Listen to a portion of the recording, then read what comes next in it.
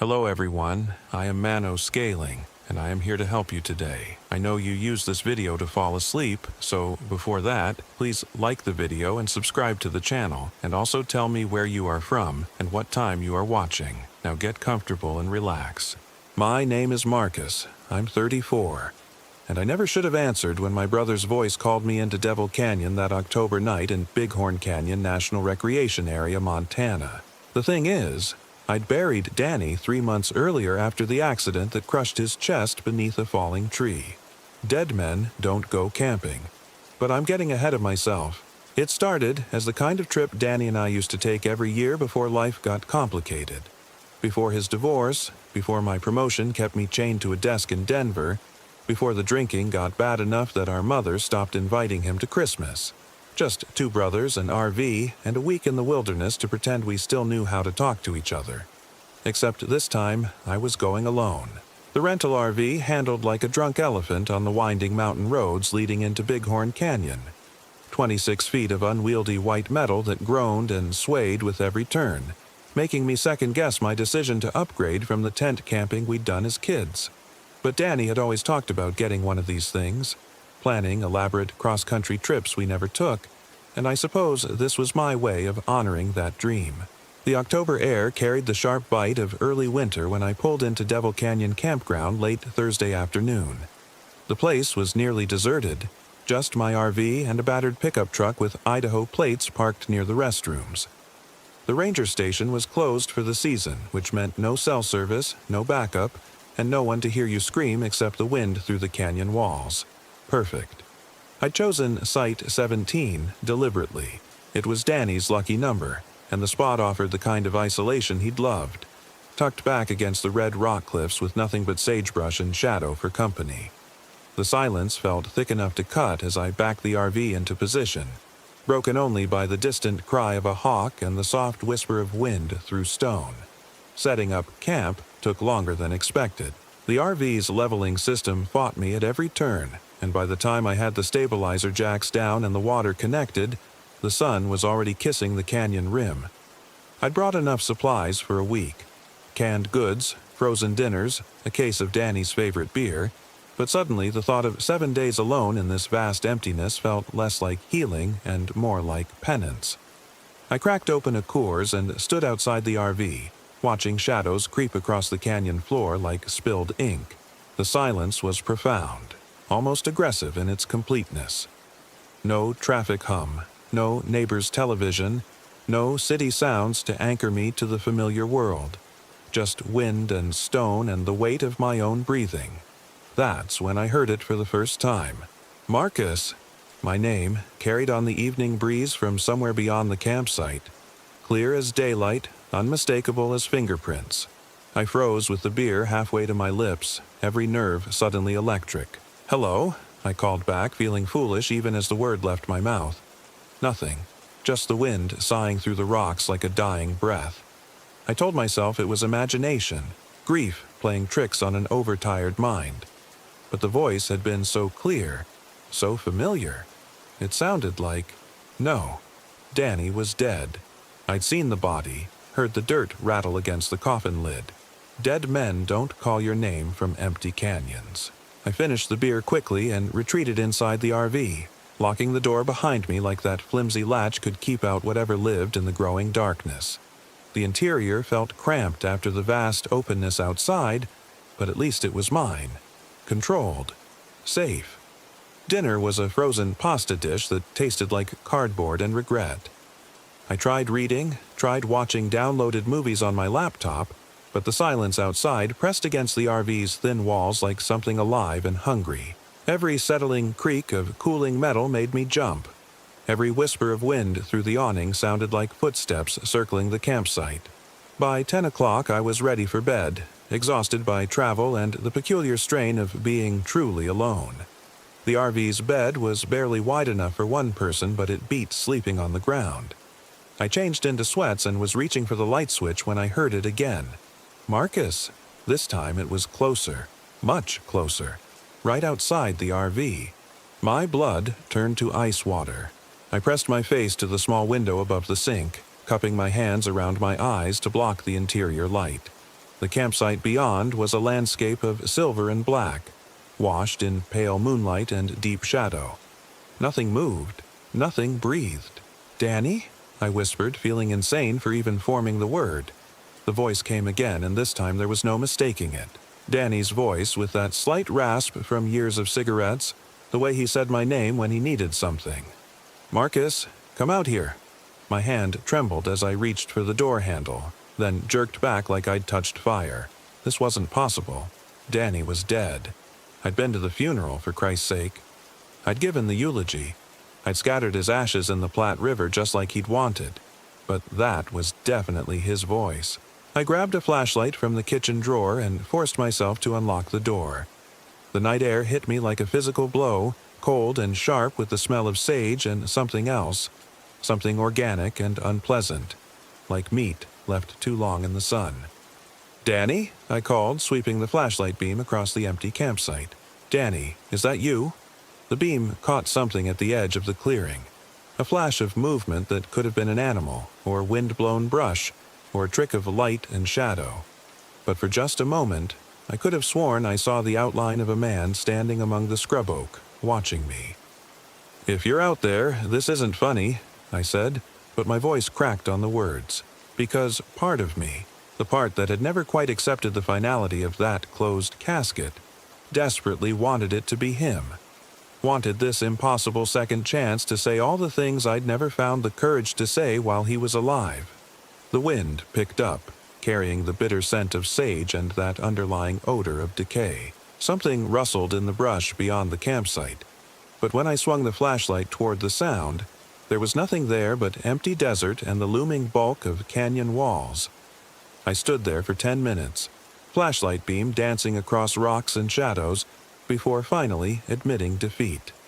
If someone was playing games, they were better at hide-and-seek than I was at seeking. If it was grief-induced hallucination, well, that was a problem for tomorrow's therapy session. Back inside the RV, I double-checked the door lock and drew all the curtains. Sleep came eventually, but it was thin and restless, full of dreams where Danny sat across from me at our childhood kitchen table, his mouth moving soundlessly while dirt spilled from between his lips. I woke to silence and pale dawn light filtering through the curtains. For a moment, I lay still, listening for any sound from outside. Nothing. Just the ordinary quiet of an empty canyon at sunrise. Coffee helped restore some semblance of normality. I fried eggs and bacon on the RV's small stove, read yesterday's downloaded news on my laptop, and tried to convince myself that last night had been nothing more than stress and an overactive imagination. People heard things in the wilderness. It was a documented phenomenon. Auditory hallucinations brought on by sensory deprivation and psychological isolation.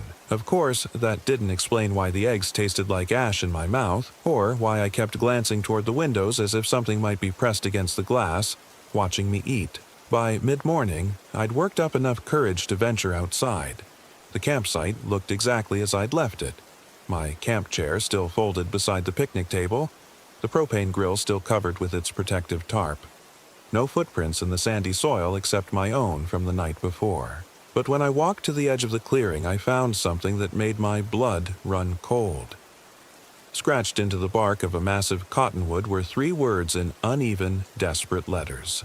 "Marcus, come home."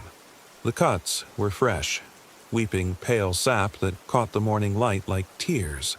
The lettering was crude but unmistakable, carved with something sharp and wielded by someone who knew my name. I stared at the message until my eyes watered, mind racing through possibilities. Another camper playing a sick joke? A coincidence? Another Marcus who'd been here before me? But the campground host had assured me I'd be alone until the weekend, and the cuts in the bark were clearly fresh. That left options I didn't want to consider. I spent the day hiking the canyon trails, trying to outrun the growing unease that clung to me like smoke. Bighorn Canyon was beautiful in the harsh way of desert country, all red rock and impossible sky, ancient and indifferent to human concerns. The silence was vast and clean, broken only by my own footsteps and the occasional cry of a raven. But I couldn't shake the feeling that something was watching me. Not the casual observation of wildlife, but focused attention. predatory and patient. Twice I spun around, certain I'd glimpsed movement at the edge of my vision, but found only empty trail and windswept stone. By late afternoon, I was exhausted and rattled. The hike back to camp seemed to take forever. The familiar landmarks somehow transformed into alien geography. When the RV finally came into view, I nearly wept with relief. That relief died when I saw what was waiting for me. Every piece of outdoor equipment I'd left around the campsite had been moved. The camp chair now sat facing the canyon wall instead of the fire ring. The propane grill had been dragged 15 feet from its original position. My hiking boots, which I'd left by the RV door, were now arranged neatly on the picnic table. But most disturbing was the message spelled out in small stones across the fire ring. Miss you. I stood frozen at the edge of the campsite, flashlight heavy in my trembling hand. Someone had been here. Someone had gone through my things, left me another message, and vanished without a trace. But who? And how had they known about Danny? The logical part of my mind screamed that this was a human predator, some local psychopath who got his kicks terrorizing isolated campers. The campground host might have mentioned my name to someone. Word could have spread, and now I was the target of an elaborate and cruel prank. But another part of me, the part that had grown up on ghost stories and late-night fears, whispered a different possibility. Because those messages weren't random threats or demands for money. They were personal, intimate. They sounded like Danny. I spent that evening barricaded inside the RV, all curtains drawn and every lock engaged. I'd considered packing up and leaving, but the thought of driving those narrow mountain roads in darkness was almost as terrifying as staying. Better to wait for morning light, then get the hell out of Bighorn Canyon and never look back. But sleep wouldn't come. I lay on the narrow bed, staring at the ceiling and jumping at every sound. The wind had picked up after sunset, sending tree branches scraping against the RV's roof like skeletal fingers. Metal contracted and popped as temperatures dropped. Somewhere in the distance, a coyote howled, a sound so lonesome it made my chest ache. And then, just after midnight, Danny's voice came again. "Marcus." This time it was inside the RV. I bolted upright, heart hammering against my ribs. The interior was dark except for the soft glow of the battery monitor and the red eye of the smoke detector. Nothing moved. Nothing breathed except me. "Marcus, I'm sorry." The voice came from the front of the RV, near the driver's seat. Soft and sad and unmistakably Danny's. I grabbed the flashlight from the bedside compartment, hands shaking so badly I nearly dropped it.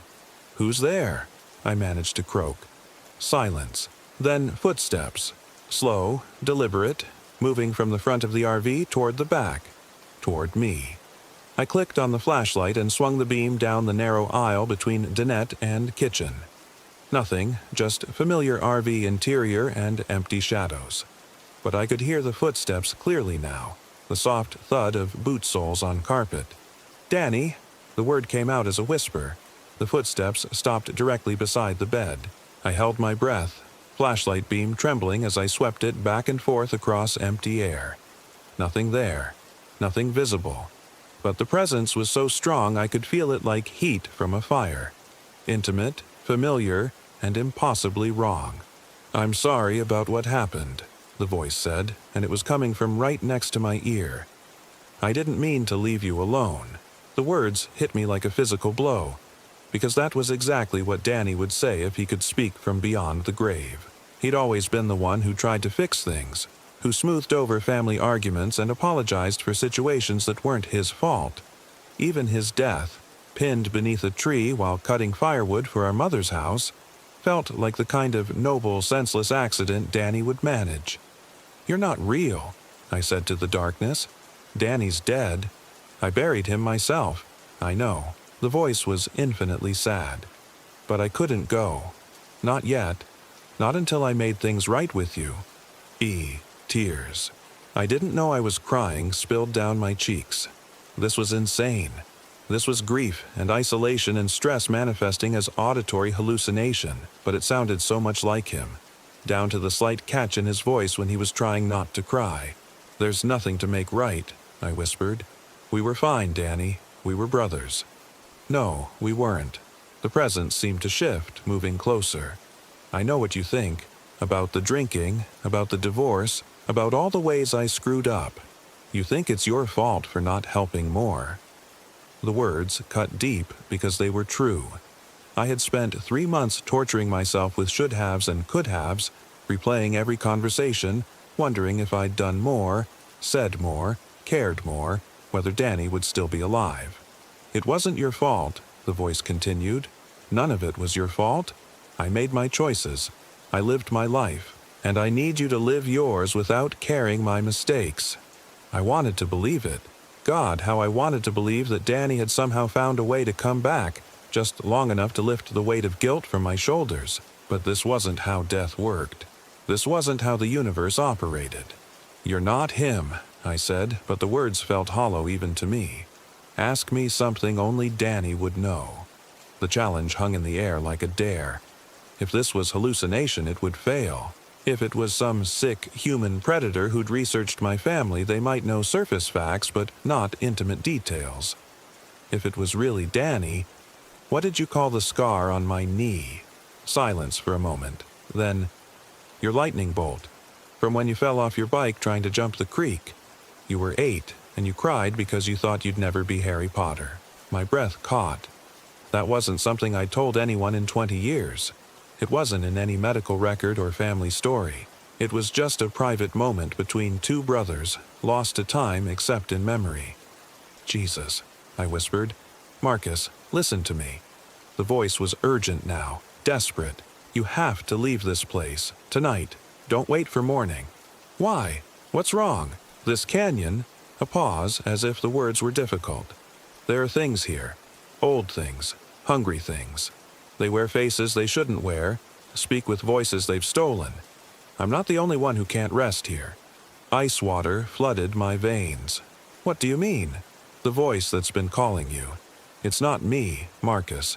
It never was me. Something else is wearing my voice like a mask, trying to lure you outside, trying to add you to its collection." The RV suddenly felt very small and very fragile.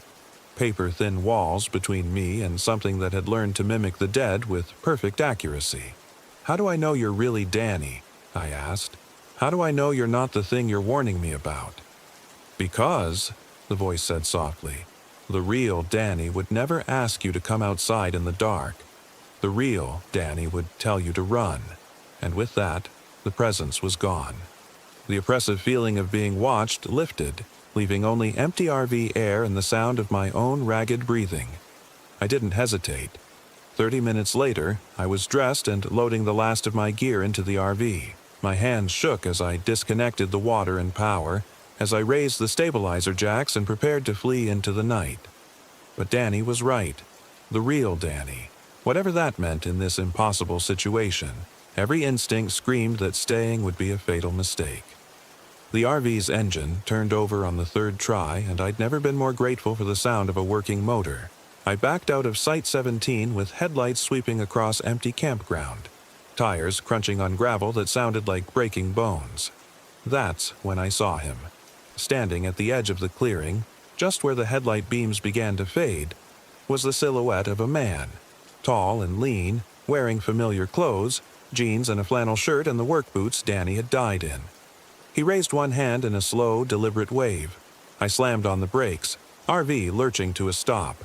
The figure stood motionless in the pale light, and for a moment I was sure it was really him. Danny somehow returned, waiting to say goodbye properly. Then the thing that looked like my brother smiled. It was wrong. Completely. Horribly wrong. Too wide, showing too many teeth, stretching the familiar features into something that had never been human. And when it opened its mouth to speak, what came out wasn't Danny's voice but a sound like wind through dead leaves, like breaking glass, like the last breath leaving a corpse. "Marcus," it whispered, and the sound seemed to come from everywhere at once. "Come back, we have so much to talk about." I floored the accelerator. The RV lurched forward, diesel engine roaring as we fled down the narrow campground road. In the rearview mirror, I could see the thing that wasn't Danny standing motionless in the diminishing circle of taillights, that impossible smile never wavering. The drive out of Bighorn Canyon was a nightmare of switchbacks and steep grades, made worse by darkness and the constant expectation that something would step into the headlight beams ahead. But gradually, the canyon walls fell away. The road straightened, and the oppressive weight of ancient stone lifted from my shoulders. I didn't stop driving until I reached Billings, 200 miles away. I returned the RV at a 24-hour rental location, caught a red-eye flight to Denver, and was back in my apartment by dawn. 3 days later, I was sitting in my therapist's office, trying to explain what had happened without sounding completely insane. Grief can manifest in very powerful ways, Dr. Patterson assured me. Auditory hallucinations, false memories, the feeling of a deceased loved one's presence, these are all documented responses to loss and isolation. I nodded and took her prescriptions for sleep aids and anxiety medication. I went back to work, resumed my routine, tried to pretend that Bighorn Canyon had been nothing more than a stress-induced breakdown. But late at night, when the apartment is quiet and sleep won't come, I sometimes hear my name being called from the darkness beyond my windows. The voice is familiar. Sometimes Danny's, sometimes my father's, sometimes friends who died years ago. They all want me to come outside, to join them in whatever waits beyond the safety of walls and locks and electric light. I've learned not to answer. I've learned that some voices should never be trusted, no matter how much they sound like home. Because whatever lives in that canyon isn't finished with me. It tasted my grief, my guilt, my desperate love for a dead brother, and found it delicious. It's still hungry, still calling, and someday, when I'm tired enough or broken enough or lonely enough, I might just be weak enough to listen. The real Danny warned me once. I pray to God he doesn't have to do it again. But in my dreams, I'm already walking back toward Devil Canyon, following a voice that knows exactly how to hurt me, following a smile that's too wide and too knowing and too eager to show me what it's learned about being human. In my dreams, I never make it home. Story 2. My name is Marcus. I'm 34, and I reached the Savage River State Forest in western Maryland at dusk, when shadows learn your outline. The GPS had been glitching for the last 20 miles, showing impossible roads that didn't exist and cutting out entirely when I needed it most. But I'd found the old logging road anyway, following the hand-painted signs that looked decades old. The ancient Winnebago groaned up the rutted path, suspension creaking with every pothole, until I found a clearing large enough to park. I wasn't alone. Sarah sat in the passenger seat, her knuckles white as she gripped the armrest. My wife of 8 years had been quiet since we'd passed the last gas station, staring out at the dense forest that seemed to press against the road like curious fingers. Behind us, our friends Jake and Melissa whispered to each other, their earlier excitement dampened by the isolation of this place. "This is it?" Sarah asked, her voice tight.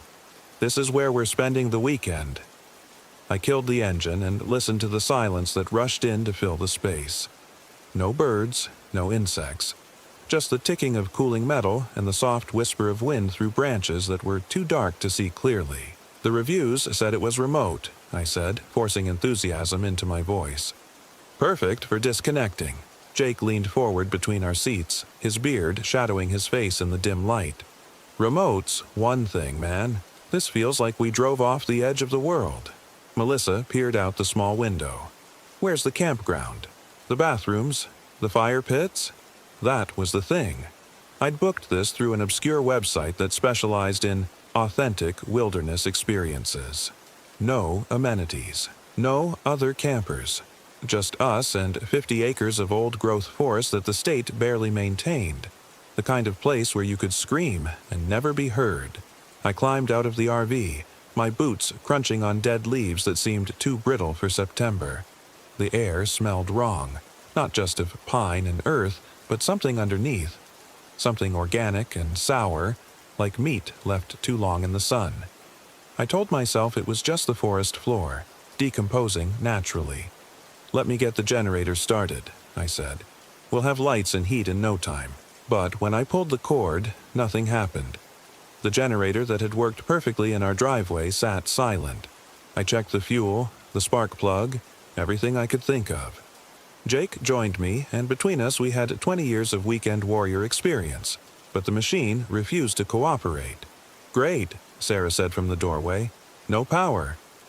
"We have battery lights," I said, "and the propane still works for cooking and heat." "For how long?" Melissa asked. She was looking around nervously, her phone held high as she searched for signal. "I've got nothing, no bars at all." That should have been our first warning. Not just the lack of cell service, we'd expected that, but the way the silence felt intentional. Waited, as if the forest itself was holding its breath. We set up camp as best we could, arranging our battery-powered lanterns around the RV like a protective circle. Jake and I unfolded the awning and set up chairs while the women prepared dinner on the propane stove. Normal camping activities, but everything felt off. The shadows moved wrong, shifting when we weren't looking directly at them. The temperature dropped faster than it should have, and by the time we sat down to eat, our breath was visible in the lantern light. "Tell me again why we couldn't just go to Ocean City," Sarah asked, picking at her reheated chili. "Because," I said, "we needed to get away from everything. No tourists, no crowds, no—" A branch snapped somewhere in the darkness beyond our circle of light. We all froze, forks halfway to our mouths. "Just an animal," Jake said after a moment, but his voice was uncertain. Another snap from a different direction. Then another, as if something was circling us, staying just outside the range of our lights. "Maybe we should go inside," Melissa whispered. We packed up quickly, sealing ourselves inside the RV. I turned on every battery light we had, transforming the interior into a warm cocoon of artificial brightness. For a while, it worked. We played cards, shared stories, tried to pretend this was just another camping trip. But the sounds continued outside. Footsteps that didn't quite match any animal I knew, and occasionally something that might have been breathing. Around midnight, Melissa shook my shoulder. I'd dozed off in the dinette booth, my head against the window. "Marcus," she whispered, "look outside." I rubbed my eyes and peered through the glass. At first, I saw nothing but darkness. Then, gradually, shapes began to resolve in the faint starlight. Trees, bushes, the outline of a fallen log, and something else. Something that might have been a person, standing motionless about 30 feet away. "Do you see it?" Melissa breathed. I did. A figure, tall and thin, perfectly still, watching us. "Jake," I called softly. "Jake, wake up." My friend stirred from the sleeping bag he'd laid out on the floor. "What?" "There's someone outside." Jake sat up quickly, immediately alert. He'd done 2 tours in Afghanistan before settling into suburban life, and some instincts never fade. He moved to the window, careful not to make the RV rock. "Where?" I pointed, but the figure was gone. The space where it had stood was empty, just another gap between trees. "I don't see anything," Jake said. "It was there," Melissa insisted. "A person, just standing there." "Could have been a ranger," Sarah suggested, but she sounded doubtful. "At midnight? In the middle of nowhere?" We spent the rest of the night taking turns at the windows, but we saw nothing else. By morning, I was ready to chalk it up to tired eyes and overactive imaginations. The forest looked different in daylight, still remote and wild, but not threatening. Birds sang in the canopy. Squirrels chattered and scampered through the underbrush, normal forest sounds that had been completely absent the night before. "Feel better?" I asked Sarah as we shared coffee outside the RV. She managed a smile. "Yeah, nighttime makes everything creepy." Jake was examining the ground around our campsite. "Weird," he said. "Look at this." We gathered around him. In the soft earth near the RV, barely visible unless you knew what to look for, were footprints. Human footprints. Bare feet, pressed deep into the soil, circling our camp in a pattern that made no sense. They approached from the forest, walked completely around the RV 3 times, then headed back into the trees. "Kids," Melissa said hopefully. "Local kids playing pranks." But the prints were too large, too deep. An adult had made them. Someone heavy enough to leave clear impressions in ground that seemed almost frozen by the morning chill. "We should leave," Sarah said quietly. "It's probably nothing," I said. But I was staring at the prints, trying to understand their purpose. Why walk in circles? Why 3 times exactly? "Let's give it one more night," Jake suggested. "If anything else happens, we'll pack up first thing." I should have listened to Sarah. Should have trusted her instincts over my stubborn pride. But I'd planned this trip for months, paid for the remote location, convinced everyone it would be an adventure. I wasn't ready to admit defeat after one weird night. We spent the day hiking, following game trails that wound deeper into the forest. Jake had brought his camera, hoping to spot some wildlife, and Melissa collected interesting rocks and leaves for her nature journal. Sarah seemed to relax as the hours passed, laughing at Jake's terrible jokes and helping Melissa identify different tree species. But I noticed things that bothered me. Trees with bark stripped away in long, deliberate marks. Bones scattered in clearings. Not unusual in itself, but arranged in patterns that seemed too neat for scavengers. And twice, just at the edge of my vision, I caught glimpses of movement that didn't match the rhythm of the forest. We found the trail markers around 3 in the afternoon. They weren't official markers. No Park Service logos or informational placards. These were crude wooden stakes driven into the ground at irregular intervals, each one topped with a red flag that fluttered in the breeze. But the red wasn't fabric. It was cloth, all right, but cloth that had been soaked in something dark and sticky. Something that drew flies and gave off that same sour smell I'd noticed when we first arrived. "What the hell is this?" Jake said, approaching the nearest marker. "Don't touch it," Sarah warned. The trail of markers led deeper into the forest, following a path that definitely wasn't on any map.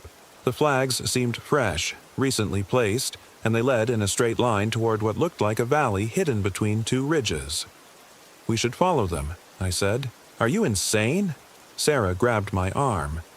"Those are covered in blood, Marcus. Blood. We don't know that for sure." "What else would it be?" I couldn't answer that, but something about the markers called to me.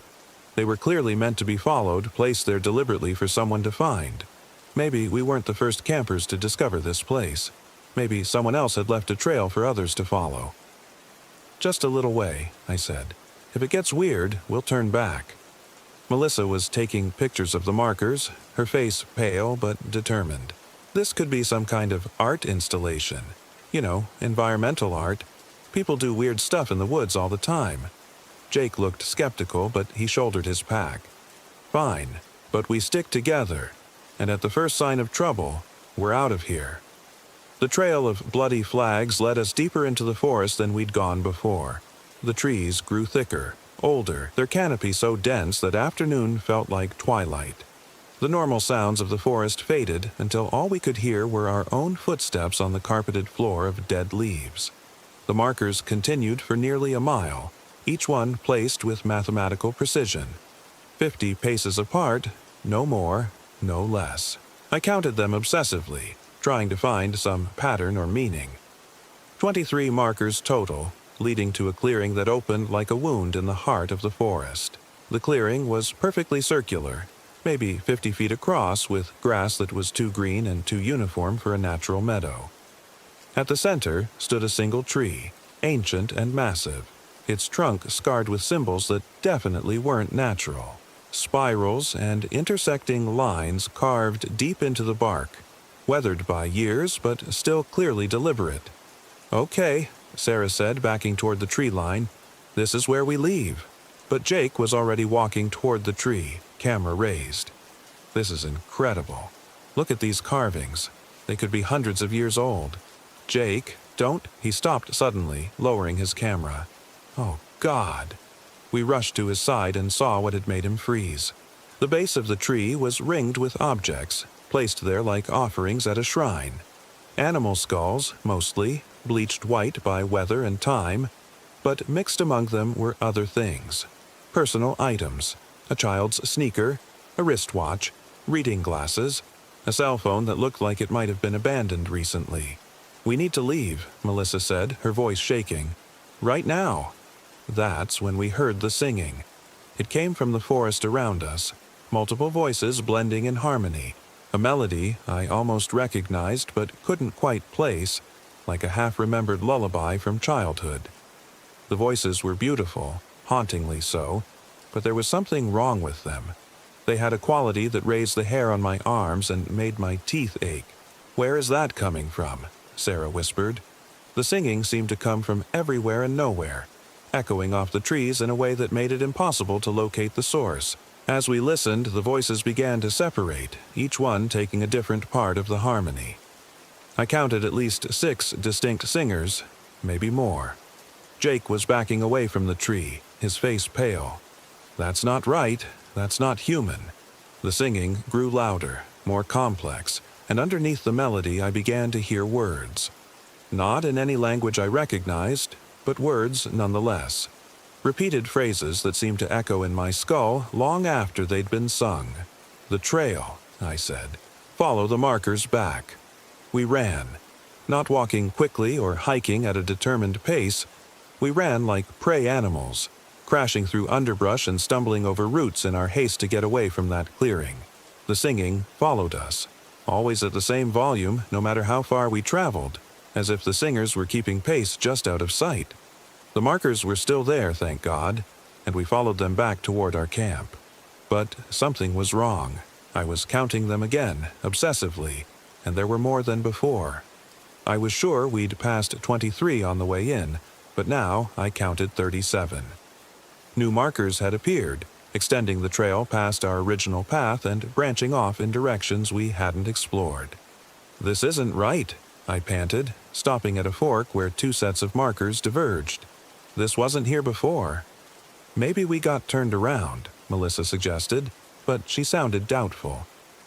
The singing had stopped, but the silence that replaced it was worse. It felt expectant, as if the forest was waiting for us to make a choice. Take the original trail back to safety, or follow one of the new branches deeper into whatever waited for us in the dark. Sarah grabbed my hand. "The original path, the one we came in on." I tried to remember which way we'd approached the fork, but the markers all looked identical. The bloody flags fluttered in a breeze I couldn't feel, pointing in every direction, and none. Jake made the decision for us. "This way," he said, choosing the leftmost path. I remember that broken branch. We followed him, trusting his military training and experience in hostile territory. But after 10 minutes of walking, we found ourselves in a section of forest I didn't recognize. The trees were different here, younger, with pale bark that looked almost diseased. And the markers were changing too. The flags were darker, the blood fresher, as if they'd been placed only hours before. "We're lost," Sarah said flatly. Jake consulted his compass, frowning. "This doesn't make sense. We should be heading east, back toward the campsite. But the compass says we're going north. Maybe it's broken." It was working fine this morning. I checked my own compass, a backup I always carried. The needle spun wildly before settling on a direction that disagreed with Jake's reading by nearly 90 degrees. That's when we heard the footsteps. Not the sounds of someone walking on a trail, but the deliberate placement of feet in the underbrush. Someone was following us, staying just far enough back to remain hidden but close enough that we could hear their approach. The footsteps matched our pace exactly. When we walked, they walked. When we stopped, they stopped. "Hello," Jake called out. "Is someone there?" The footsteps stopped. The forest held its breath. "We're lost," Jake continued. "If you can help us find our way back to the logging road, we'd appreciate it." Silence. Then, from much closer than the footsteps had been, came a voice. "Follow the markers." It was a man's voice, low and rough, speaking with an accent I couldn't place. But there was something wrong with it. Something that made my skin crawl. It sounded like someone trying to remember how human speech worked. "What markers?" I called back. "There are markers going everywhere." "Follow the markers," the voice repeated, exactly the same tone and inflection, like a recording being played back. Sarah tugged at my sleeve. "Don't talk to it anymore." "It? That's not a person, Marcus. Listen to it." The voice came again, from a different location this time. "Follow the markers. Follow the markers. Follow the markers." Each repetition was identical, with no variation in pitch or timing. And now it was coming from multiple directions. as if the same voice was speaking from several places at once. We started moving again, choosing a direction at random and hoping for the best. The voices followed us, always just out of sight, repeating their mantra like a broken record. Follow the markers. Follow the markers. The light was fading, though it was still hours before sunset. The canopy had grown so thick that only scattered beams of sunlight reached the forest floor, and those beams seemed dimmer than they should be. Soon, we'd be walking in near darkness, following a trail marked with bloody flags toward a destination we couldn't imagine. That's when Melissa disappeared. One moment she was walking behind me, her breathing audible in the oppressive silence. The next moment, she was gone. I turned around and found an empty space where she should have been, as if she'd simply ceased to exist. "Melissa?" Sarah called. No answer. Where did she go? Jake had his phone out, using its flashlight to examine the ground. There are no tracks. She was right behind us. We backtracked, searching for any sign of where she might have left the trail. But the earth showed no footprints except our own. No broken branches or disturbed undergrowth to indicate someone had passed through. "Melissa!" I shouted. "Melissa!" My voice echoed strangely in the forest, bouncing back as if the trees were arranged in a perfect acoustic chamber, and underneath my echo, barely audible, I heard something else. Melissa's voice calling back to us. "Here," she said. "I'm here." But her voice came from above us, from the canopy of trees that blocked out the sky. We tilted our heads back, squinting into the gloom above. There, impossible but undeniable, was Melissa. She was sitting on a branch 40 feet above the ground, her legs dangling like a child's. Her face was turned down toward us, and she was smiling. "Melissa?" Sarah's voice cracked. "How did you get up there?" "I've been waiting for you," Melissa said. Her voice carried perfectly despite the distance, each word crystal clear. "Why did you take so long?" "Waiting for us," Jake said. "You were just here. You were walking right behind us." Melissa's smile widened. "I've been waiting for you," she repeated in exactly the same tone. Jake was already moving toward the base of the tree, looking for a way to climb up. "Hold on, Mel. We'll get you down." "Don't," Sarah grabbed his arm. "Something's wrong with her." She was right. Melissa's smile was too wide, stretching her mouth into an expression no human face should be able to make. And her eyes were completely black, as if her pupils had expanded to swallow the iris and whites entirely. "I've been waiting for you," she said again. "Follow the markers." That's when I realized it wasn't Melissa at all. The thing in the tree wore her face, her clothes, even her voice. But it moved wrong, held itself at angles that hurt to look at, and when it spoke, its mouth didn't quite match the words we heard. "We need to run," I said quietly. The thing that looked like Melissa tilted its head, studying us with those black, empty eyes. "Follow the markers," it said in Jake's voice. Then, in Sarah's voice, "Something's wrong with her." Then, in my voice, "We need to run." It was mimicking us, replaying our conversation like a tape recorder. But the words came from Melissa's mouth, spoken in voices that weren't hers. We ran again, abandoning any hope of finding our friend. Behind us, the thing in the tree began to laugh, a sound like breaking glass that followed us through the forest long after we'd left it behind. The markers were everywhere now, sprouting from the ground like obscene flowers. Dozens of them, hundreds, creating a maze of bloody flags that led in every conceivable direction. Some pointed toward dark hollows between the trees. Others indicated paths that seemed to climb the air itself, following routes that existed in 3 dimensions instead of 2. "Which way?" Jake gasped. We'd been running for what felt like hours, and the adrenaline was wearing off. "Which fucking way?" I chose at random, following a line of markers that seemed to lead downhill. Downhill meant water, and water meant a way out of this maze. But after a few hundred yards, the markers began to change. The flags were no longer soaked with blood. They were made of blood, dark and glistening, shaped into familiar forms. Clothing. The flags were pieces of clothing, torn and bloodied. A scrap of denim that might have come from jeans. A piece of flannel that looked like it belonged to a work shirt. A square of yellow fabric that reminded me of... "That's Melissa's shirt," Sarah whispered. It was. The distinctive yellow hiking shirt Melissa had been wearing, now torn into strips and mounted on wooden stakes like trophies. Jake grabbed one of the flags, examining it closely. "This is fresh, still wet." "That's impossible. We just saw her in the tree." "Did we?" Jake's voice was hollow. "Are you sure about that?" I wasn't sure about anything anymore. The forest had taken our friend and replaced her with something that wore her appearance like a costume. For all we knew, she was already dead, torn apart to provide material for the bloody trail markers that led deeper into this nightmare. The trail of clothing led us to a creek, barely a trickle of water flowing over smooth stones. But it was moving water, and that meant it had to lead somewhere. We followed it downstream, stumbling over rocks and fallen logs in our haste to escape the markers and their grisly decorations. The creek meandered through the forest for what felt like miles, growing gradually wider as smaller tributaries joined the flow. Soon it was a proper stream, then a small river, and finally we heard the sound that made our hearts leap with hope. The distant rumble of traffic. A road. We'd found a road. We crashed through the last line of trees and emerged onto cracked asphalt, a 2-lane highway that stretched in both directions through the forest. But something was wrong. The road was too empty, too quiet. No traffic despite the sound we'd heard. No tire marks on the pavement. No yellow lines or road signs to indicate which way led to civilization. "Which direction?" Sarah asked. I looked both ways, trying to find some indication of which choice might lead us home. That's when I saw the figure walking toward us from the north, still distant but definitely human-shaped.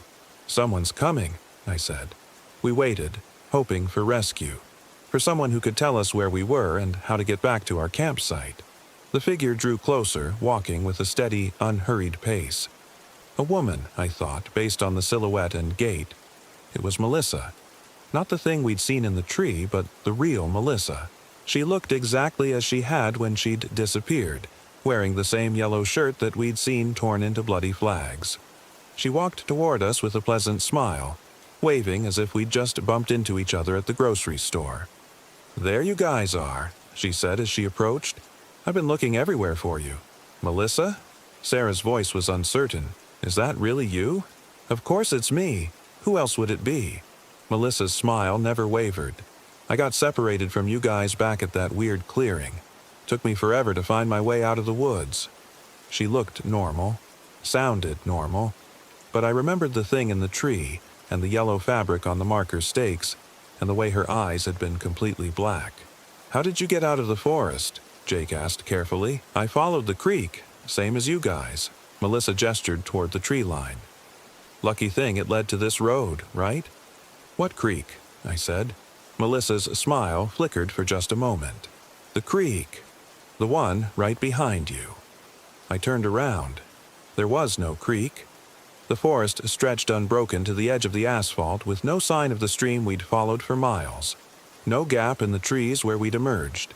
It was as if the creek had never existed. "Melissa," Sarah said slowly, "what's my middle name?" The thing that looked like Melissa tilted its head slightly, considering the question. "You're being silly, Sarah. Of course I know your middle name." "Then what is it?" "It's Sarah." Sarah backed away, her face pale. "My middle name is Elizabeth. Melissa has known that since college." The thing's smile began to stretch, growing wider and wider until it split its face from ear to ear. Inside its mouth, instead of teeth and tongue, was only darkness. Not shadow or the absence of light, but a darkness so complete it seemed to pull at our vision, trying to draw us in. "Follow the markers," it said in Melissa's voice. Then, in perfect imitation of Sarah, "My middle name is Elizabeth." Then, in my voice, there was no creek.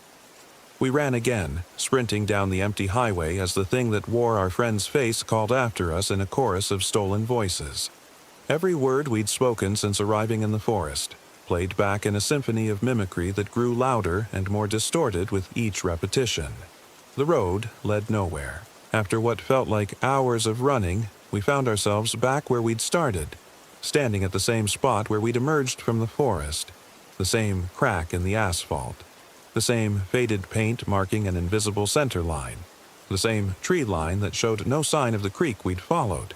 "This is impossible," Jake panted. "Roads don't make circles." But this one did. We were trapped on a loop of highway that connected to nothing, led nowhere, and returned us to the same point no matter which direction we traveled. The sun was setting now, the sky above the trees fading from blue to purple to black. Soon it would be full dark, and we had no lights, no shelter, no way to protect ourselves from whatever lived in this forest. That's when we saw the RV. It was parked on the shoulder about a quarter-mile ahead, exactly where an RV shouldn't be. Our RV, the ancient Winnebago that should have been miles away at our campsite. But there it was, sitting on the impossible highway with its generator humming and warm yellow light spilling from its windows. "How is that here?" Sarah whispered. I approached it carefully, expecting another trick, another horror wearing a familiar disguise. But it was real. I could smell the propane from the stove, hear the quiet murmur of the refrigerator. Even the generator was working, chugging along as if it had never failed. The door was unlocked. Inside, everything was exactly as we'd left it that morning. Our clothes, our food, our camping gear. Even the deck of cards we'd been playing with the night before, still scattered on the dinette table. "This isn't right," Jake said, but he was already climbing inside. "None of this is right." "Does it matter?" Sarah collapsed onto the couch, exhaustion overwhelming her caution. "I just want to go home." I wanted to agree with her, to accept this unexpected salvation and worry about explanations later. But I couldn't shake the feeling that we were walking into another trap. The forest had taken Melissa and replaced her with something hungry. What if it had done the same to our RV?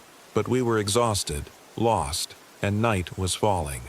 Whatever waited for us inside couldn't be worse than what we'd already faced.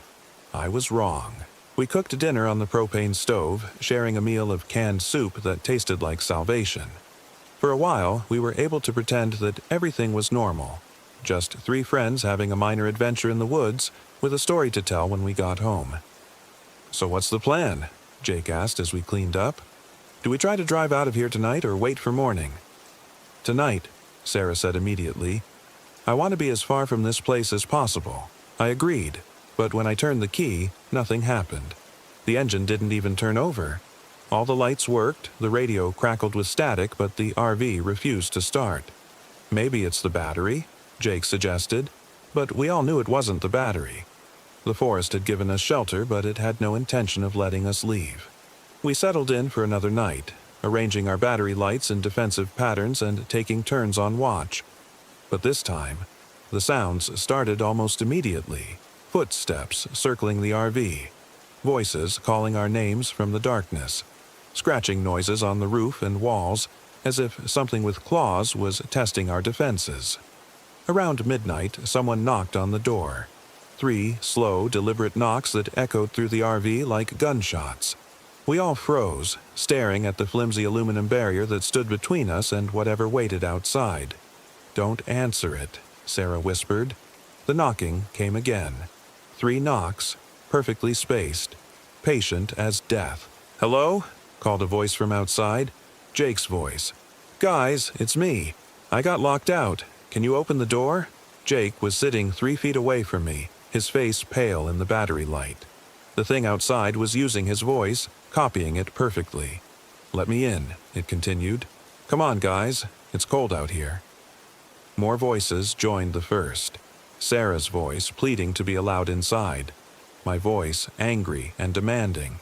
Melissa's voice crying and begging for help. A chorus of ourselves, standing outside our own shelter and asking to be let in.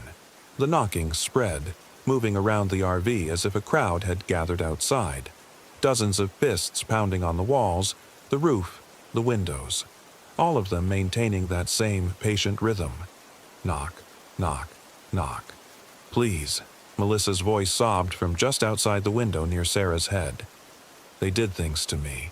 Terrible things. I just want to come home." Sarah pressed her hands over her ears, but the voice followed her. "I'm hurt," it said. "I'm bleeding. Why won't you help me?"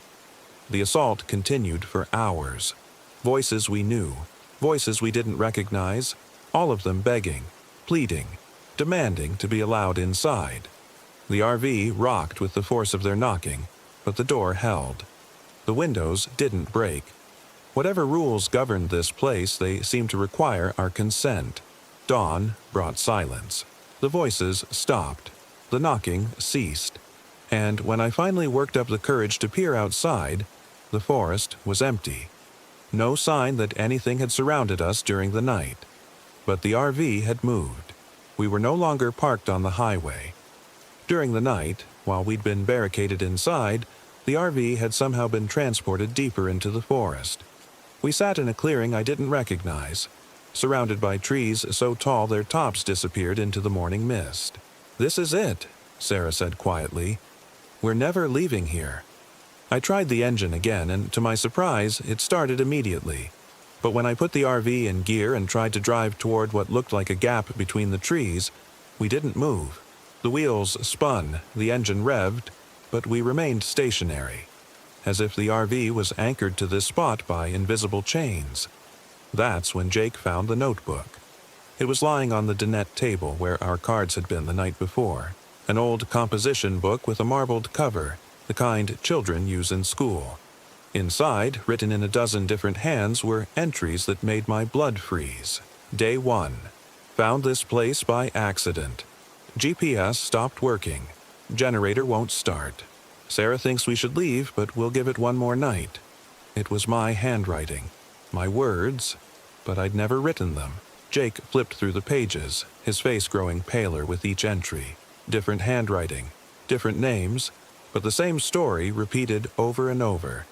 Campers who'd found this place. Families on vacation. Solo travelers looking for solitude. All of them trapped, all of them writing their experiences in the same notebook.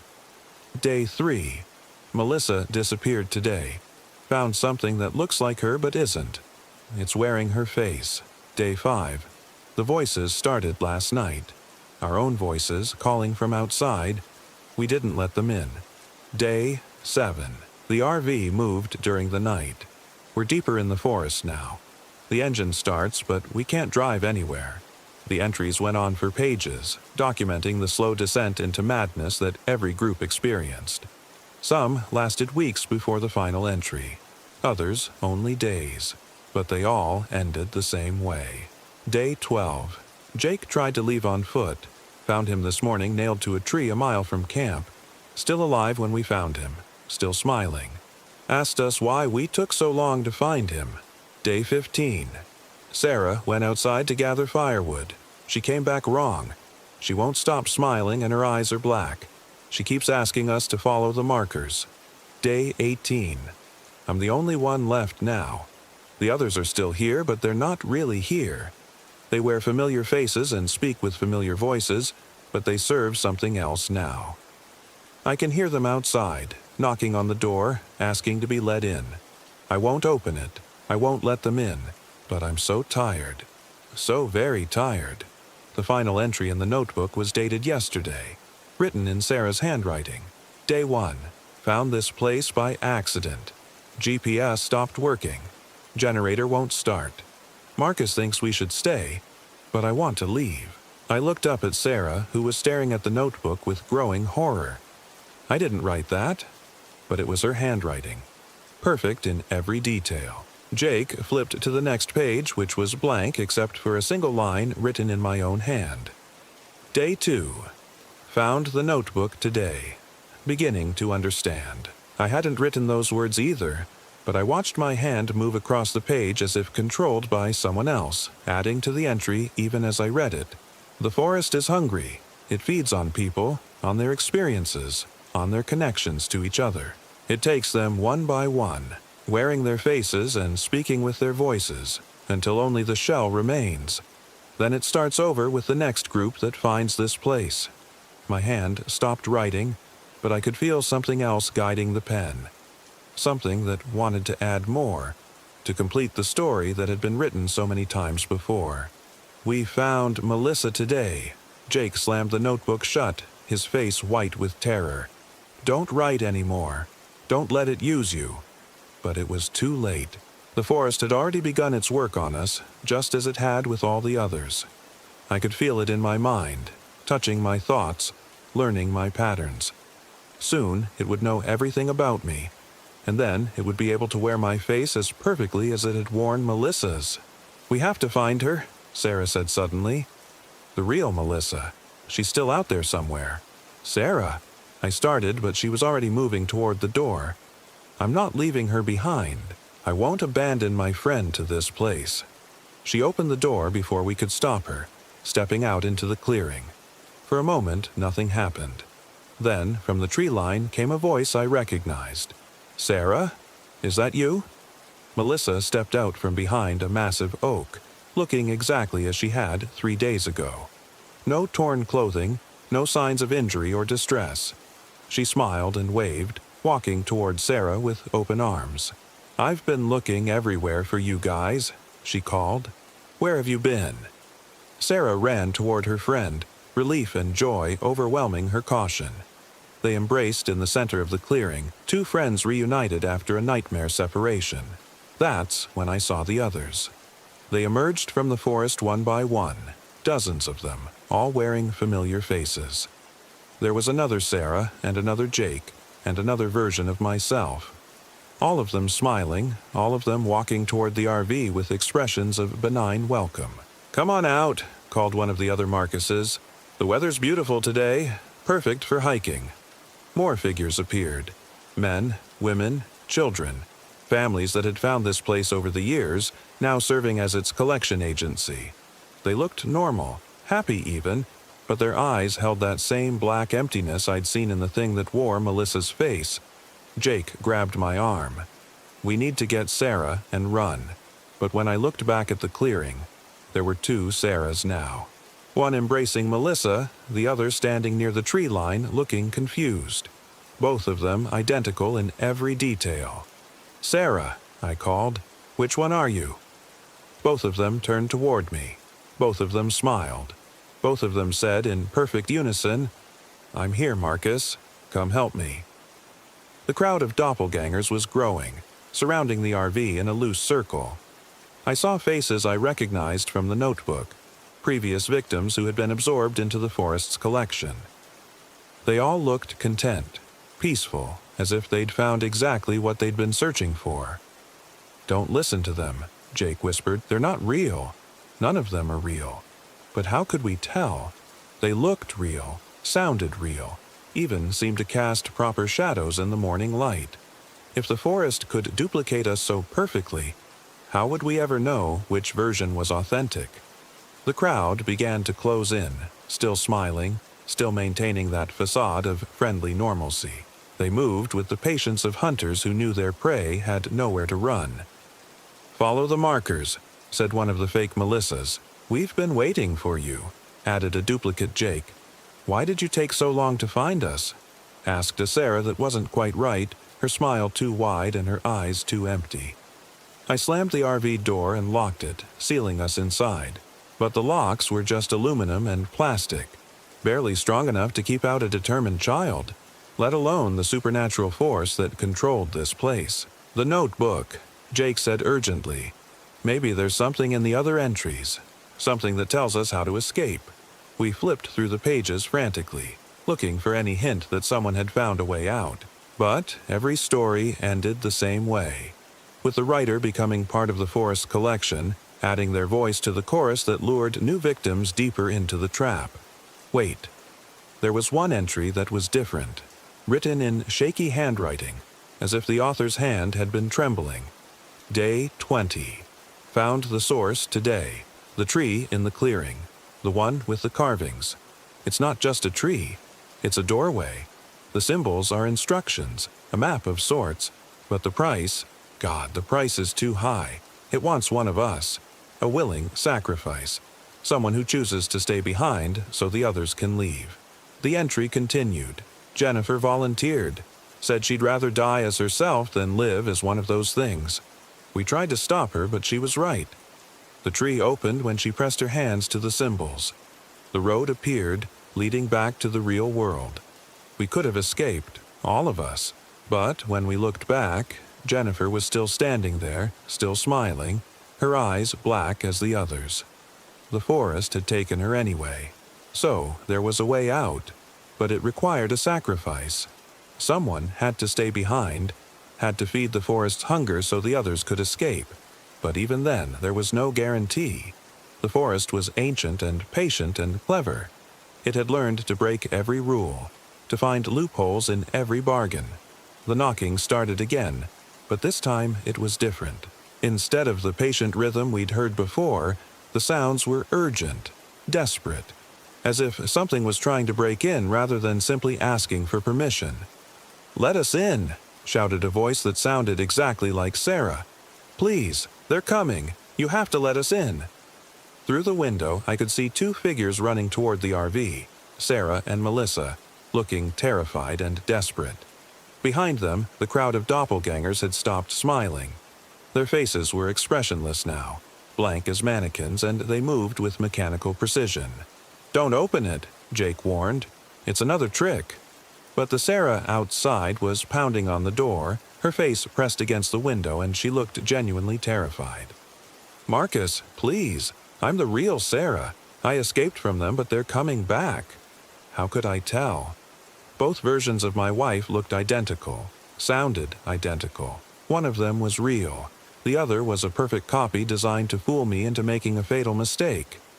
The fake Sarah, or was it the real one, began to cry, tears streaming down her face as she begged to be let inside. "I know how this looks," she sobbed. "I know you can't trust me, but I swear to you I'm real. I'm your wife. I'm the woman who burned the toast on our first anniversary. I'm the woman who cried when you proposed because I thought you were breaking up with me. I'm the woman who's terrified of spiders but pretends to be brave because she doesn't want to look weak." The details were perfect, too specific to be fabricated. These were private moments, intimate memories that only the real Sarah would know. But then I remembered the notebook, and how the forest seemed to absorb everything about its victims. Their memories, their personalities, their deepest secrets. The perfect copy would know everything the original had known. "What was the name of your childhood dog?" Jake called through the door. "Buster," Sarah replied immediately. "A golden retriever. He used to sleep in my bed until Mom found out and made me put his bed in the laundry room." It was the right answer, but of course it was. The forest would have absorbed that memory along with all the others. The crowd of doppelgangers was moving closer now, their blank faces turned toward the RV with mechanical precision. Soon they would reach the door, and then our choice would be made for us. "Sarah," I called through the window, "if you're really my wife, tell me something only you would know, something we've never told anyone else." She looked confused for a moment. Then understanding dawned in her eyes. "The miscarriage," she whispered. 3 years ago. We told everyone it was food poisoning, but you held me in the hospital bathroom while I cried and promised we'd try again when I was ready." My heart stopped. It was real. It was really her. No one else could possibly know about that moment, that private grief we'd shared in secret. I unlocked the door and pulled her inside, Melissa close behind. They collapsed on the floor, shaking and exhausted, their clothes torn from running through the forest. "Thank God," Sarah gasped. "I thought we were going to die out there." "What happened?" Jake asked. "Where have you been?" "They took us," Melissa said, her voice hollow. "The things that look like people. They dragged us to that tree, the one with the carvings. They were going to do something to us, some kind of ritual. But we escaped while they were feeding. Feeding on what? Other people. Campers who didn't make it to their RV in time. We saw them tear apart a family, a couple with 2 kids. The things ate their memories, their personalities, everything that made them human. Then they put on their faces and became them." Sarah, was shaking as she spoke, trauma written in every line of her body. "We hid in the forest for hours, trying to find our way back. But everything looks the same. Every tree, every path. It's like a maze designed to trap you forever. How did you find us?" "We followed the sound of the generator, but we had to be careful. There are so many fake RVs out there, copies designed to lure people in. We've been watching this one for an hour, trying to make sure it was real. It made sense. The forest would naturally create multiple versions of our shelter. each one a trap designed to capture different groups of victims. We'd been lucky to find the real one. Or maybe the forest had guided us here deliberately, knowing we'd feel safer inside our familiar space. "What do we do now?" I asked. "We need to get to that tree," Melissa said. "The one with the carvings. I think it's the way out." "The notebook mentioned a sacrifice," Jake said carefully. "Someone has to stay behind." Sarah's face went pale. "No. We all leave together, or no one leaves." "That's not how it works," Melissa said quietly. "The forest is hungry. It won't let us all go without taking something in return." Outside, the crowd of doppelgangers had reached the RV. They pressed against the windows, their blank faces staring in at us with empty eyes. They didn't speak, didn't make any threatening gestures. They just watched, patient and eternal. "We could try to run," Jake suggested. "Make a break for the tree while they're focused on the RV." "They'll catch us," Sarah said. "They know this forest better than we do. They're part of it now." That's when I noticed something wrong with Melissa. She was sitting in the exact same position she'd been in when she first entered the RV, her hands folded in her lap, her expression neutral. She hadn't moved in several minutes, not even to blink. "Melissa," I said carefully. She turned toward me with mechanical precision, her head rotating like a doll's. When she spoke, her voice was perfectly flat. "We need to get to that tree. The one with the carvings. I think it's the way out." The exact same words, in the exact same tone. Like a recording being played back. Jake saw it too. He was reaching for something, a knife from the kitchen drawer, when Melissa's face split into that impossible smile, stretching from ear to ear. "Why did you take so long to find us?" she asked in Sarah's voice. I grabbed Sarah's hand and pulled her toward the back of the RV, away from the thing that wore our friend's face. But Sarah resisted, looking confused. "What's wrong with you?" she demanded. "It's just Melissa." "Look at her eyes," I said. Sarah turned, and I watched her face go white with horror. Melissa's eyes had gone completely black, just like all the others. But worse than that, her mouth was moving without sound, as if she was speaking words we couldn't hear. "How long has she been like this?" Sarah whispered. I tried to remember. When had Melissa stopped acting normal? She'd seemed fine when they first entered the RV, traumatized but human. When had the switch happened? Then I realized the terrible truth. Melissa had never made it back to the RV. The thing sitting in our dinette had been an imposter from the moment it walked through our door, which meant... "Sarah," I said slowly. "What's my middle name?" She looked at me like I'd lost my mind. "What kind of question is that?" "Just answer me." "Robert. Your middle name is Robert. Marcus Robert Chen. What's wrong with you?" It was the wrong answer. My middle name was David, not Robert. The real Sarah would have known that. I backed away from her, my heart hammering against my ribs. Both of them. Both Sarah and Melissa were imposters. Perfect copies designed to fool me into trusting them. But if they were fakes, what had happened to the real versions of my wife and our friend? "Marcus?" the thing that looked like Sarah said, tilting its head with mechanical precision. "You're scaring me." Jake was staring at both of them, his knife held ready. "When did they switch?" he whispered. "When did we let the wrong ones in?" I tried to remember the sequence of events, but everything was blurring together. Had these been the same Sarah and Melissa who'd pounded on our door? Or had there been a switch at some point? One imposter replaced by another. The fake Sarah was backing toward the door, her expression shifting from confusion to something that might have been hunger. "I think we should leave," she said. "Right now. All of us together." "Where?" Jake demanded. "To the tree. The one with the carvings. Melissa knows the way." The fake Melissa nodded eagerly. "I can lead you there. I remember the path. Of course they wanted us to follow them to the tree. That's where the feeding happened, where the forest absorbed new victims into its collection. They were trying to lure us into the trap, playing their roles perfectly until we were too far from safety to escape." "No," I said. "We're staying here." Both imposters stopped smiling simultaneously, their faces going blank and expressionless. When they spoke, it was in perfect unison. "You have to come with us. The forest is hungry." They moved toward us with that same mechanical precision I'd seen in the crowd outside, but they were trapped in the confined space of the RV, unable to surround us or use their numbers to overwhelm our defenses. Jake lunged forward with his knife, but the blade passed harmlessly through the fake Sarah's chest as if she was made of smoke. She didn't even seem to notice, continuing to advance with that same patient, unstoppable gait. "The windows," I shouted. "Break the windows." But there was nowhere to run. The moment we left the RV, the crowd outside would converge on us. We were trapped between two groups of predators with no safe direction to flee.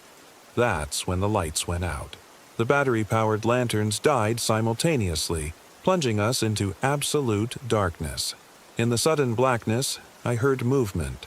Soft footsteps, the whisper of fabric, breathing that came from too many directions at once. "Jake," I called. "Here," came his voice from my left. But then I heard it again from my right and again from behind me.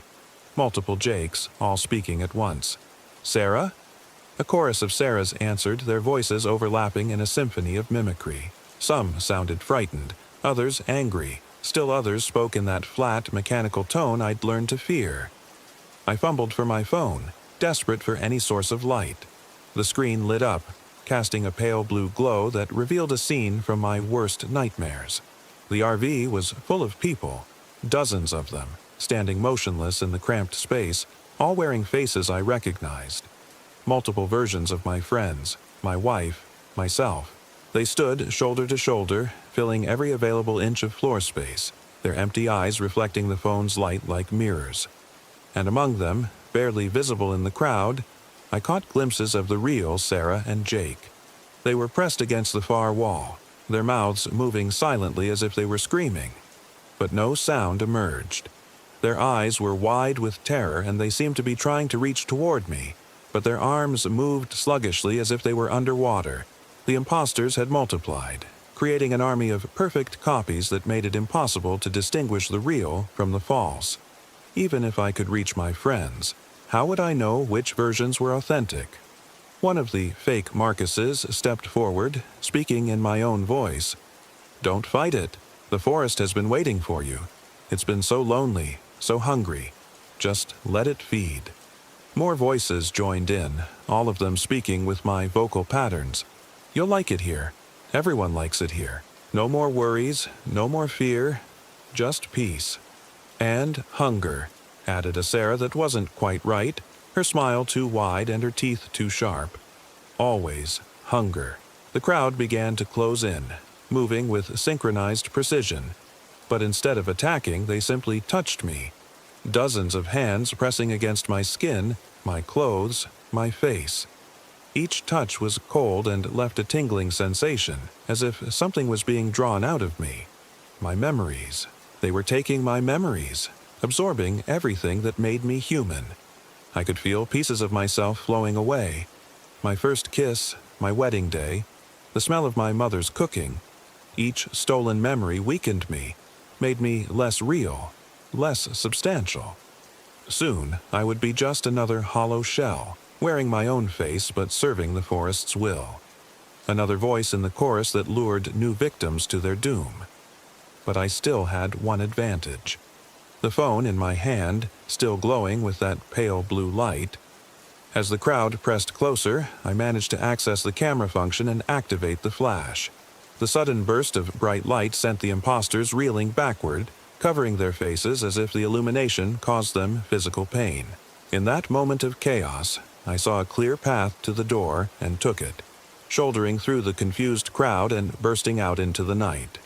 The army of doppelgangers outside had vanished, leaving the clearing empty except for the real RV, which was no longer the same one I'd just escaped from.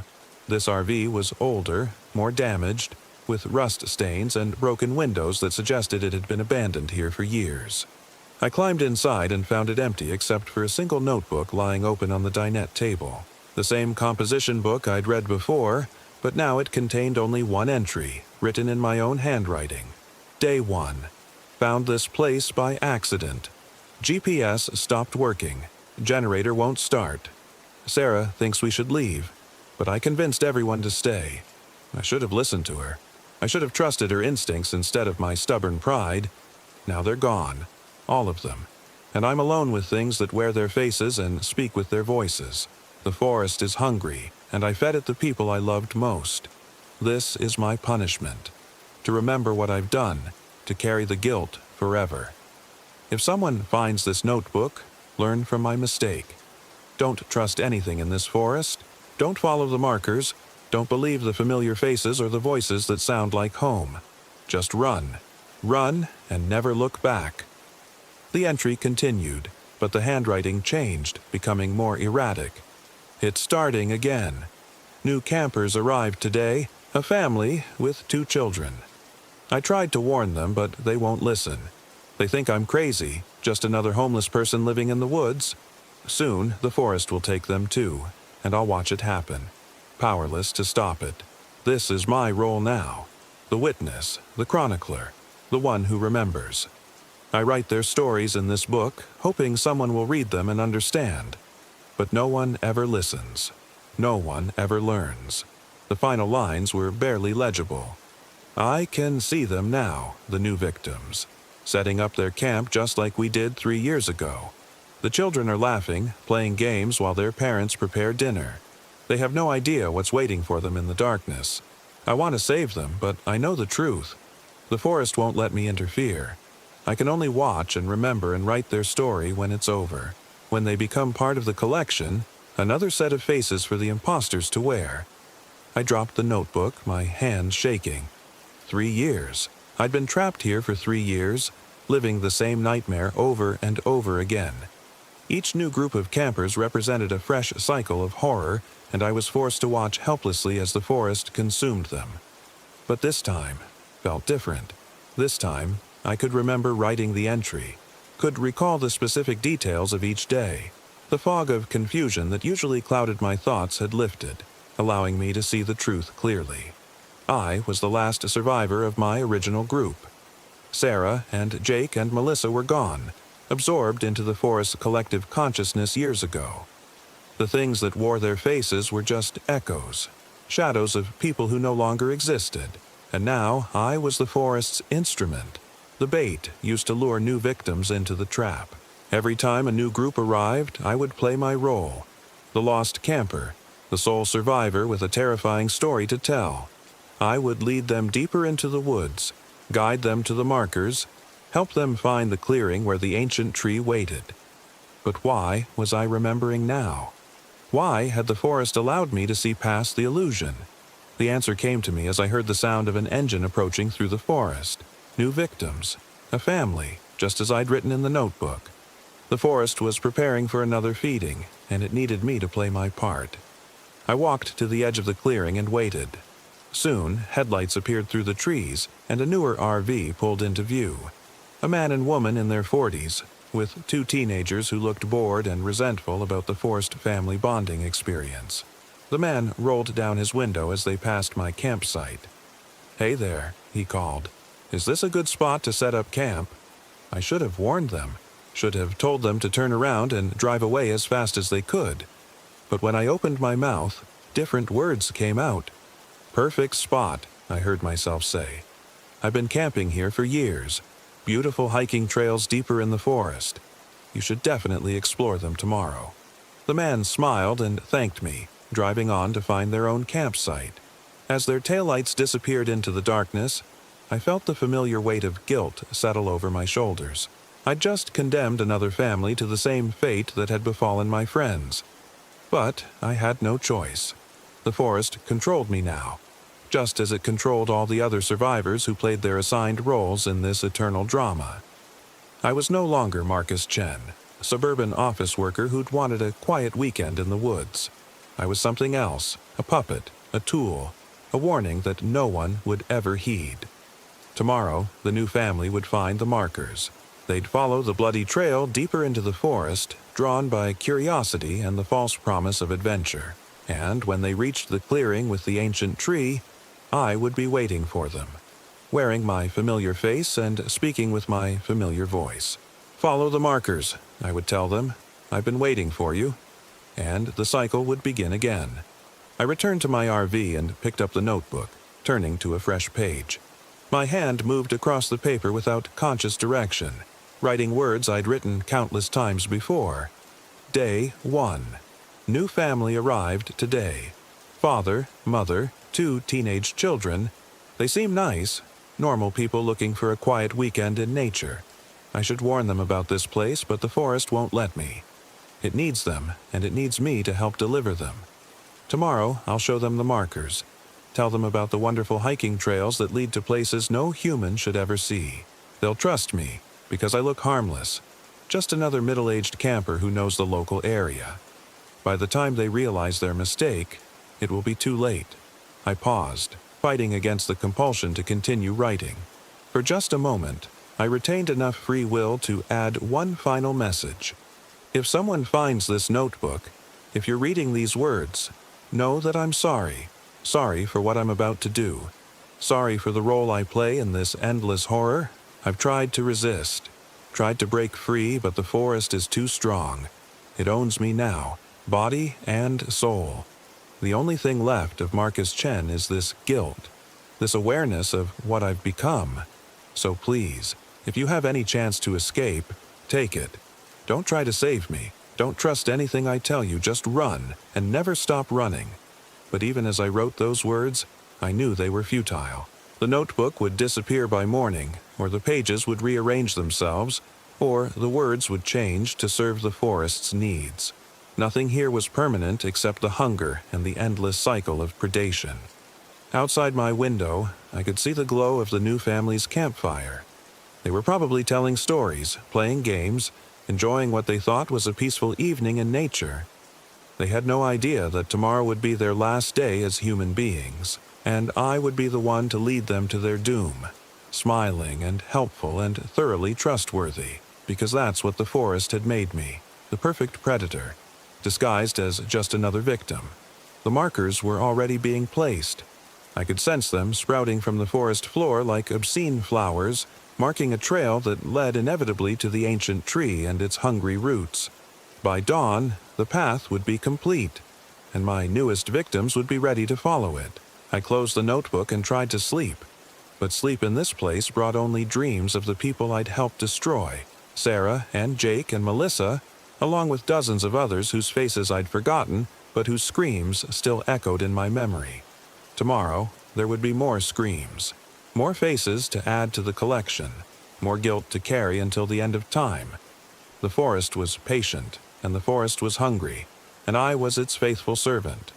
Forever and always, until the last human voice fell silent in the darkness between the trees. Story 3. The Thing in the Pines. My name is Marcus. I'm 34, and I never forget a face. Algonquin Provincial Park taught me to. What I saw there in October of 2024 still crawls through my sleep, making me check locks twice and avoid wooded areas entirely. Some experiences carve themselves so deep into your mind that they become part of your architecture, load-bearing beams of terror that you can't remove without the whole structure collapsing. I'd driven up from Syracuse with my girlfriend Elena and her teenage daughter Chloe for what was supposed to be our last camping trip before winter locked everything down. Elena had been pushing for more family bonding time since she and I had gotten serious, and Chloe, 16 and perpetually attached to her phone, needed what Elena called digital detox. The Algonquin backcountry seemed perfect, remote enough to force disconnection, beautiful enough to maybe bridge the gap between Chloe's sullen tolerance of me and something approaching acceptance. We'd rented a modest RV from a place in Watertown. Nothing fancy, just a 25-footer with a kitchenette, tiny bathroom, and a fold-out bed over the cab where Chloe would sleep. Elena and I would take the rear bedroom. The plan was simple. 4 days at a backcountry site near Cache Lake, hiking during the day, campfires at night, and hopefully some actual conversation instead of Chloe's usual grunts and eye rolls. The drive through the park was stunning. October had painted the maples and birches in brilliant reds and golds, and the afternoon light made everything look like a tourism brochure. Elena kept pointing out particularly beautiful spots while Chloe filmed them through the RV window, probably for some social media story she'd post when we got back to civilization. I was focused on navigating the increasingly narrow park roads, checking the GPS every few minutes as the signal grew weaker. We reached our designated site just as the sun was starting to sink toward the tree line. It was perfect, or seemed perfect. A small clearing surrounded by towering white pines and red maples, with a fire ring already set up and a picnic table that looked solid enough. Cache Lake sparkled through the trees about 50 yards away, and everything was peaceful except for the distant sound of loons calling across the water. "This is actually pretty nice," Chloe admitted, which from her counted as enthusiastic approval. She was already walking around the perimeter of the site, phone held high as she searched for any trace of signal. "Though I'm getting like 0 bars. "That's the point, honey," Elena said, unpacking our camping chairs from the RV's storage compartment. "We're here to disconnect and spend time together." I was busy leveling the RV and hooking up our water hose when I noticed the first thing that seemed off. There were scratches on one of the pines at the edge of our site. Deep gouges in the bark that looked fresh, with sap still oozing from them. They were too high up to be from a bear standing on its hind legs, and too deep to be from anything smaller. Elena came over when I called her. "Probably just from a maintenance truck or something," she said, running her fingers along the grooves. "You know, maybe they had to bring equipment through here to set up the site." That made sense, and I pushed the nagging feeling aside. We were here to relax and bond as a family, not to turn every little oddity into some paranoid conspiracy. I finished setting up the RV while Elena and Chloe organized our food supplies and gear. By the time I was done, the sun was hanging low and orange between the trees, and the temperature was starting to drop toward what would be a cold night. We made dinner on the RV's tiny propane stove, just pasta with jarred sauce, nothing fancy, and ate it at the picnic table while the woods around us filled with the sounds of evening. Owls calling back and forth, the rustle of small animals in the underbrush, and that constant background whisper of wind through pine needles. It was peaceful, almost meditative, and I could see Elena starting to relax in a way she rarely did back home. "So," she said, twirling pasta around her fork, "what should we do tomorrow? I brought some trail maps, and there's supposed to be this really beautiful waterfall about 3 miles north of here. Hiking sounds good," I said, "as long as the weather holds." The forecast had called for clear skies, but this far north in October, weather could change fast. Chloe was picking at her food, still glancing at her phone every few seconds even though it remained stubbornly signal-free. "How long do we have to stay out here?" she asked. 4 days, Elena said firmly, "and you're going to enjoy them. I just don't see what's so great about being dirty and uncomfortable when we could be at home watching movies or something." "When I was your age," I started, then caught myself before completing what would definitely sound like an old man lecture. Chloe had been tolerating me for the past 8 months since Elena and I had gotten serious, but I was still walking a careful line between trying to connect with her and not overstepping into trying to be her father territory. As darkness settled over the camp, we built a fire in the ring and sat around it in our camp chairs. The flames pushed back the encroaching night, creating a bubble of warm orange light that made the surrounding forest seem even darker by contrast.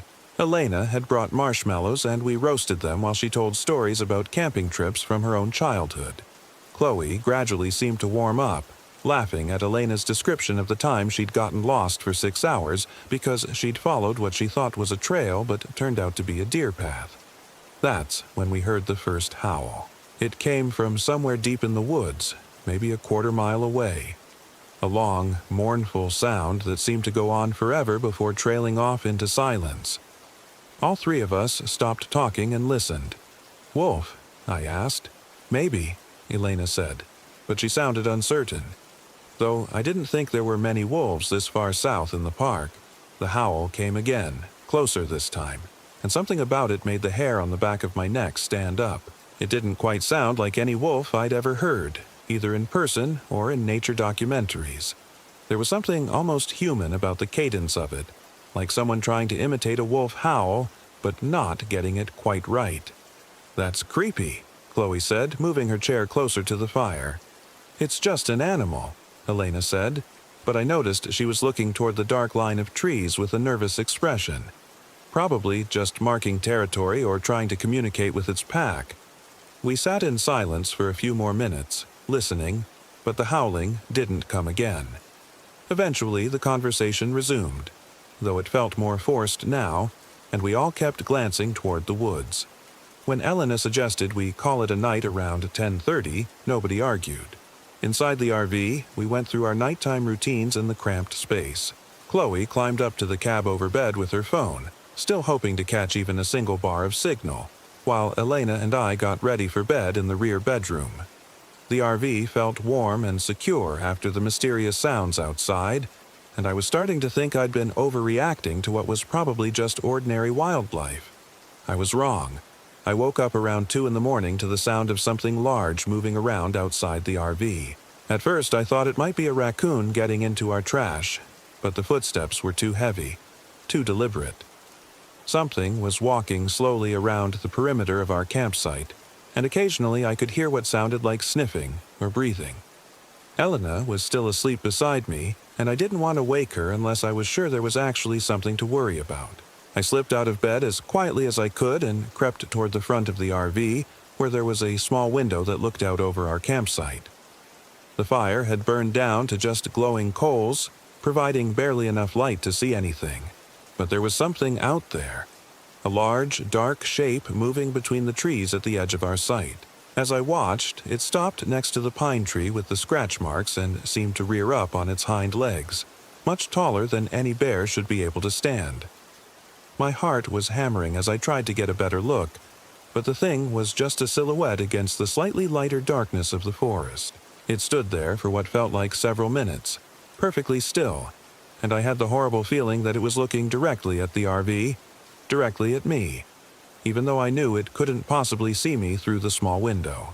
Then it dropped back down to all fours and disappeared into the trees so quietly that I wondered if I'd imagined the whole thing. I stood at the window for another 20 minutes, watching and listening, but whatever it was didn't come back. Eventually, I crept back to bed, but I didn't sleep much for the rest of the night. Every small sound outside, every snap of a twig or rustle of leaves made me tense up and strain my ears. The next morning, Elena noticed my bloodshot eyes immediately. "Bad night?" she asked, handing me a cup of coffee from the RV's tiny coffee maker. "Something was prowling around the site last night," I said. "Something big."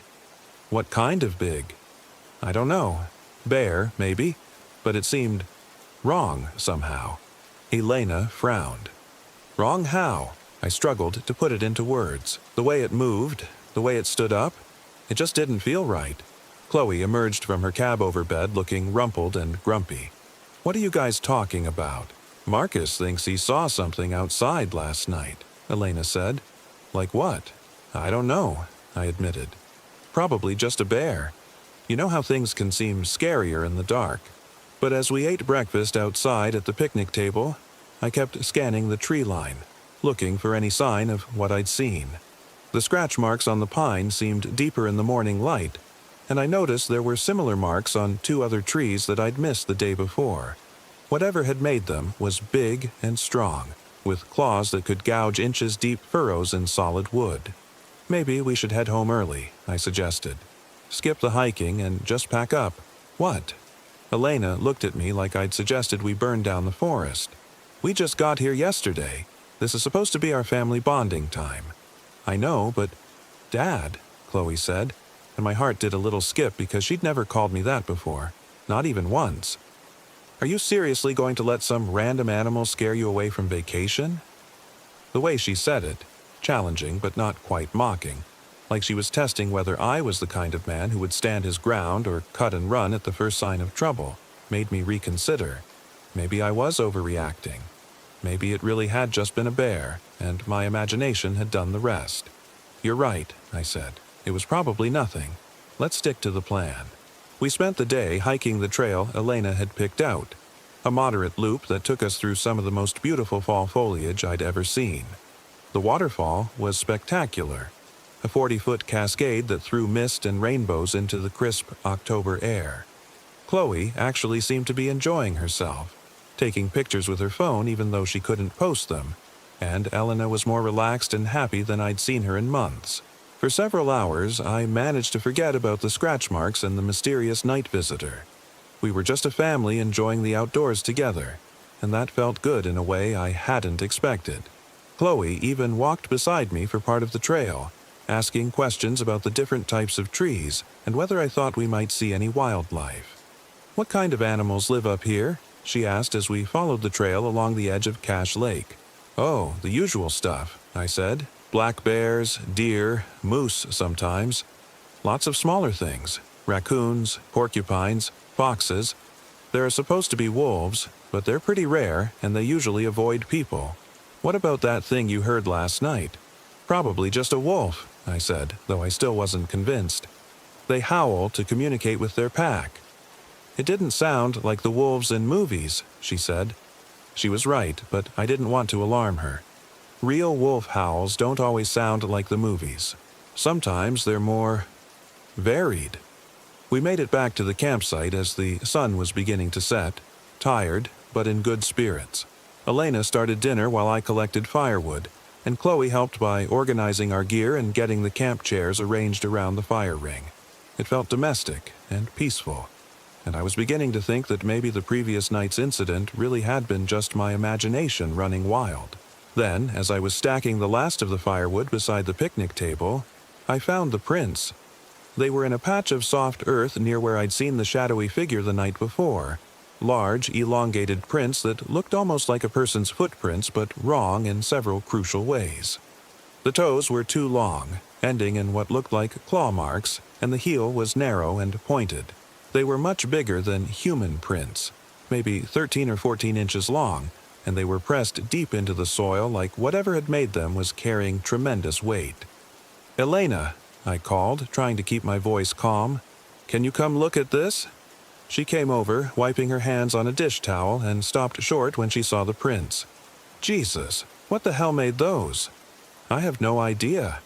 We both knelt down to examine them more closely. There were several prints forming a rough circle around our campsite, like something had been walking the perimeter. In the soft earth, they were perfectly clear and undeniably real. "Maybe some kind of deformed bear," Elena suggested, but she didn't sound convinced. "Bears don't walk on two legs for extended periods," I said, "and their paws don't look anything like this." "Then what? What are you guys looking at?" Chloe had come over to see what we were discussing. Elena quickly moved to block her view of the prints. "Nothing, honey, just some animal tracks." But Chloe was 16, not 6, and she pushed past Elena to see for herself. Her face went pale when she saw the prints.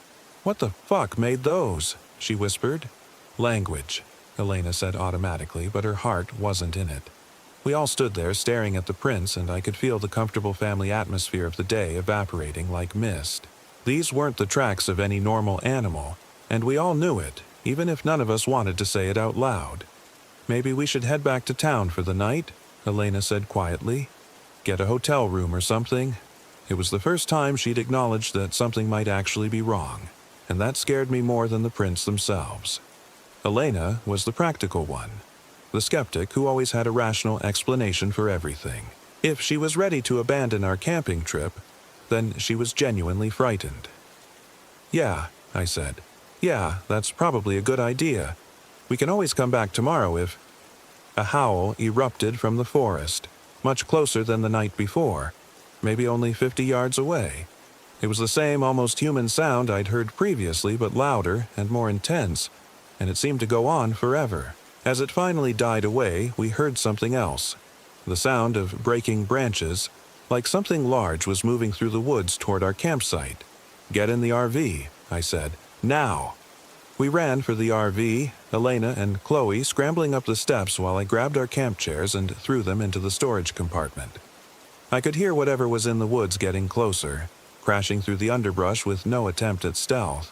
By the time I got inside and locked the door behind me, my hands were shaking. "Start the engine," Elena said. "Let's get out of here." I fumbled for the keys, my heart pounding so hard I could hear it in my ears. Outside, the crashing sounds had stopped, replaced by an ominous silence that was somehow worse than the noise had been. I turned the key, and the RV's engine turned over once, twice, and died. "Shit," I muttered, trying again. The engine made a weak whining sound but wouldn't catch. "What's wrong?" Chloe asked from the cab over bed where she was peering out the window. "I don't know. It was running fine earlier." I tried the engine again and again, but it wouldn't start. The battery was clearly working. The lights came on, the radio crackled to life, but something was wrong with the engine itself. "Oh, God," Chloe whispered. "There's something out there." Elena and I rushed to the window where she was looking. At first, I couldn't see anything in the darkness beyond our small circle of campfire light. Then a shadow detached itself from the trees and stepped into the edge of the illumination. It was tall, maybe 7 feet, and walked upright on 2 legs, but it wasn't human. The proportions were all wrong. Arms too long, torso too narrow, head shaped like a wolf's but larger and more angular. Its fur was dark and patchy, and in the flickering firelight I could see that its eyes reflected light like an animal's, glowing with a sickly yellow-green color. It stood at the edge of our campsite, perfectly still, watching the RV. I could see its chest rising and falling as it breathed, and occasionally it would tilt its head to one side like a dog listening to a sound only it could hear. "What is that thing?" Elena whispered. "I don't know," I breathed. The creature took a step closer to the RV, and I could see more details in the firelight. Its hands ended in long, curved claws that looked capable of tearing through metal, let alone flesh. Its mouth was slightly open, revealing teeth that were too long and sharp for any normal animal. And there was something disturbingly intelligent in its glowing eyes, a calculating awareness that made it clear this wasn't just some rabid animal acting on instinct. It circled the RV slowly, staying just within the edge of the firelight, and I could hear its claws clicking against the rocks and roots in the campsite. Every few steps it would stop and sniff the air, then continue its circuit. I had the horrible feeling that it was learning our scent, memorizing it for later use. "Try the engine again," Elena whispered. I turned the key, praying for the engine to catch, but it just made the same weak whining sound. The creature stopped circling and looked directly at the RV when it heard the noise, tilting its head with that unsettling dog-like gesture. "The radio," Chloe said suddenly. "Try the CB radio. Maybe someone can hear us." The RV came equipped with a basic CB radio, though I'd never used it before. I fumbled with the controls, trying to remember how the thing worked while the creature continued its slow patrol around our campsite. "Mayday, Mayday," I said into the microphone, feeling ridiculous but not knowing the proper protocol. This is an RV at Cache Lake in Algonquin Park. We need help. There's some kind of animal." I released the talk button and listened to static. No response. "Anyone on this channel, please respond. We're trapped by some kind of..." A sound like metal being torn interrupted my transmission. The creature had moved to the back of the RV, and I could hear its claws scraping against the aluminum siding. "It's trying to get in," Elena said, her voice tight with fear. The scraping sounds continued for several minutes, accompanied by occasional low growls that seemed to come from deep in the creature's chest. I tried the engine again, and again it refused to start. On the CB radio there was nothing but static and the occasional burst of distant voices too faint to understand. Then the sounds stopped. We waited in silence, straining to hear any indication of where the creature had gone. The fire outside was burning lower, and the circle of light around our campsite was shrinking. In a few more hours it would burn out completely, leaving us in total darkness. "Maybe it gave up," Chloe whispered. "Maybe," I said, but I didn't believe it. Something that intelligent didn't just give up, it was planning something. I was right. Around midnight, when the fire had burned down to just glowing coals, we heard the creature moving around the campsite again. But this time, it wasn't alone. There were multiple sets of footsteps, multiple low growls and huffing sounds. The pack had arrived. "How many do you think there are?" Elena asked. I listened carefully, trying to count the different sounds. 3, maybe 4. Jesus. They began testing the RV systematically, and I realized with growing horror that they were working together with a level of coordination that no normal animals should possess. One would scratch at the door while another tested the windows. A third circled to the back to examine the rear entry, while the fourth seemed to be inspecting the undercarriage. "They're smart," I said. "They're figuring out how this thing is put together." The RV began to rock slightly as one of the creatures pushed against the side. The aluminum siding creaked and popped under the pressure, and I wondered how much force it could take before something gave way. "Try the radio again," Elena said. I grabbed the CB microphone.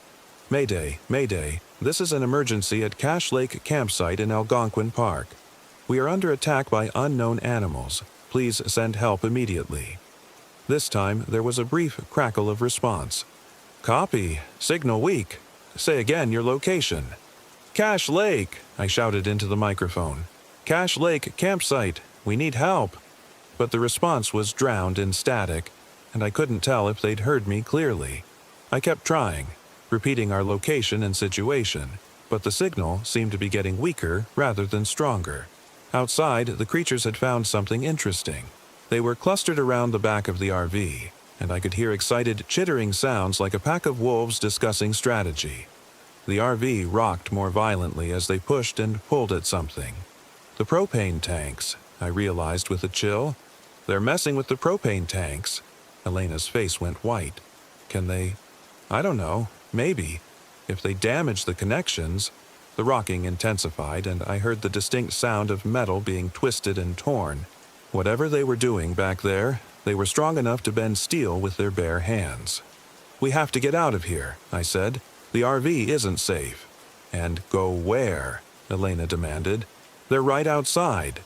The lake. We can swim to the other side, find help." "It's October. The water's freezing. And what about Chloe?" I looked up at Chloe, who was huddled in her bed with tears streaming down her face. She was a good swimmer, but Elena was right about the water temperature. A swim across Cache Lake in October would be almost as dangerous as staying put. The decision was made for us a few minutes later when the smell of propane began filling the RV. Whatever the creatures had done to the tank connections, gas was leaking into our living space. "That's it," I said, grabbing the fire extinguisher from under the sink. "We have to run for it." Elena nodded grimly and helped Chloe down from the cab over bed. We gathered at the door, and I peered out through the small window. The creatures had moved away from the back of the RV and were clustered around the dying campfire, almost like they were waiting for something. "On 3, I whispered. "We run straight for the lake. Don't stop, don't look back. Ready?" Elena and Chloe nodded. 1, 2, 3. I threw open the door and we burst out of the RV, running as fast as we could toward the dark water of Cache Lake. Behind us, I heard surprised growls and the sound of large bodies crashing through the underbrush in pursuit. The lake was only 50 yards away, but it felt like miles. The rocky shore was uneven and treacherous in the darkness, and I could hear the creatures gaining on us with every step. Elena stumbled and I caught her arm, pulling her forward. Chloe was surprisingly fast, pulling ahead of both of us as we crashed through the reeds at the water's edge. The lake was shockingly cold, so cold that it knocked the breath out of me when I plunged in. But the creatures stopped at the water's edge, pacing back and forth and growling but not following us into the lake. "They don't like water," I gasped, treading water while Elena and Chloe struggled with the temperature shock. "Or they can't swim," Elena said through chattering teeth. We dog-paddled away from shore, putting as much distance as possible between ourselves and the creatures. The water was so cold that I could already feel my muscles beginning to cramp, and I knew we couldn't stay in much longer without risking hypothermia. "There," Chloe said, pointing to a dark shape across the lake. "Is that a dock?" It was, a small fishing dock extending out into the water from what looked like a private cabin. If we could make it that far, we might find help or at least shelter until morning. The swim took forever. The lake was wider than it had looked from shore, and the October water sapped our strength with every stroke. By the time we reached the dock, Chloe was barely conscious and Elena was struggling to keep her head above water. I hauled them both up onto the wooden planks and we lay there shivering and gasping in the moonlight. The cabin was dark and appeared to be unoccupied, but I broke a window to get us inside. It was a simple hunting cabin with basic furniture and an old wood stove. I got a fire going while Elena stripped Chloe out of her wet clothes and wrapped her in blankets from the cabin's bedroom. "Is she okay?" I asked. "I think so. Just cold. We all need to get warm and dry." We spent the rest of the night huddled around the wood stove, taking turns feeding it logs from a pile beside the fireplace. None of us slept. Every sound outside, every snap of a twig or rustle of leaves, made us freeze and listen. I kept thinking about the intelligence I'd seen in those yellow-green eyes, and wondering if the creatures might find a way to track us across the water. Dawn came slowly, gray and cold. As soon as there was enough light to see, I left Elena and Chloe by the fire and went outside to assess our situation. The lake was calm and empty, and our abandoned campsite was barely visible through the trees on the far shore. There was no sign of the creatures. The cabin had no phone, but I found a pair of binoculars in a kitchen drawer and used them to scan the area around our RV. Even from this distance, I could see that the vehicle was tilted at an odd angle, and there appeared to be significant damage to the rear section where the propane tanks were located. "What do you see?" Elena asked, coming up behind me. "The RV's been trashed. We're not driving out of here." "So, what do we do?" "Walk. There's got to be a road that leads out of here somewhere." We found a gravel road about half a mile from the cabin, and followed it for 3 hours before we encountered another human being. A park ranger in a pickup truck who took one look at our bedraggled appearance and immediately radioed for backup. "What happened to you folks?" he asked as he drove us toward the park headquarters. I told him the story, or an edited version of it. Wild animals had attacked our campsite, damaged our RV, and forced us to flee across the lake. I left out the details about the creature's size and intelligence and the coordinated nature of their attack. I knew how it would sound. The ranger, whose name was Peterson, listened with a professional poker face. "What kind of animals?" "We're not sure. Wolves, maybe. But they were bigger than any wolves I've ever seen." We haven't had any reports of aggressive wolf behavior in this area." "You sure it wasn't bears?" "No," Elena said firmly. "These weren't bears." Peterson radioed ahead to arrange for a tow truck to retrieve our RV and promised that park officials would investigate the incident. He drove us to a motel in the nearest town, where we called Elena's sister to come pick us up. 2 days later, Peterson called me with an update. The tow truck had found our RV, but there was no sign of the creatures that had attacked us. The damage to the vehicle was consistent with large predators, but no tracks or other evidence had been found. "The thing is," Peterson said, "your campsite was clean. No garbage scattered around, no food scattered around, which is what you'd normally see after a bear attack. Almost like whatever did this was specifically targeting the RV itself." "What does that mean?" "I'm not sure. Maybe you folks just had some bad luck with a particularly aggressive animal. But I have to ask, had you been drinking? Using any substances?" "No," I said, though I knew he didn't believe me. "Well, we're going to keep an eye on that area. If there's a problem animal, we'll deal with it." But I knew they wouldn't find anything. Whatever those creatures were, they were too smart to stick around once people started looking for them. We never went camping again. Elena and I tried a few times to plan other outdoor trips, but every time we started making arrangements, one of us would find an excuse to cancel. Chloe stopped asking to go anywhere that didn't have cell phone service, and she developed an irrational fear of sleeping anywhere but her own bedroom. The official report blamed the incident on a possible encounter with stressed wildlife, and our insurance company covered the damage to the RV after a lengthy investigation.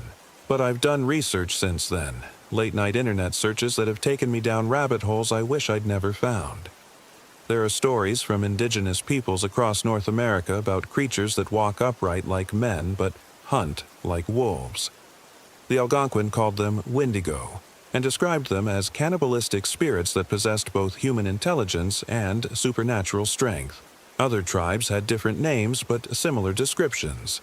Creatures that could think and plan and work together, but retained the predatory instincts of wild animals.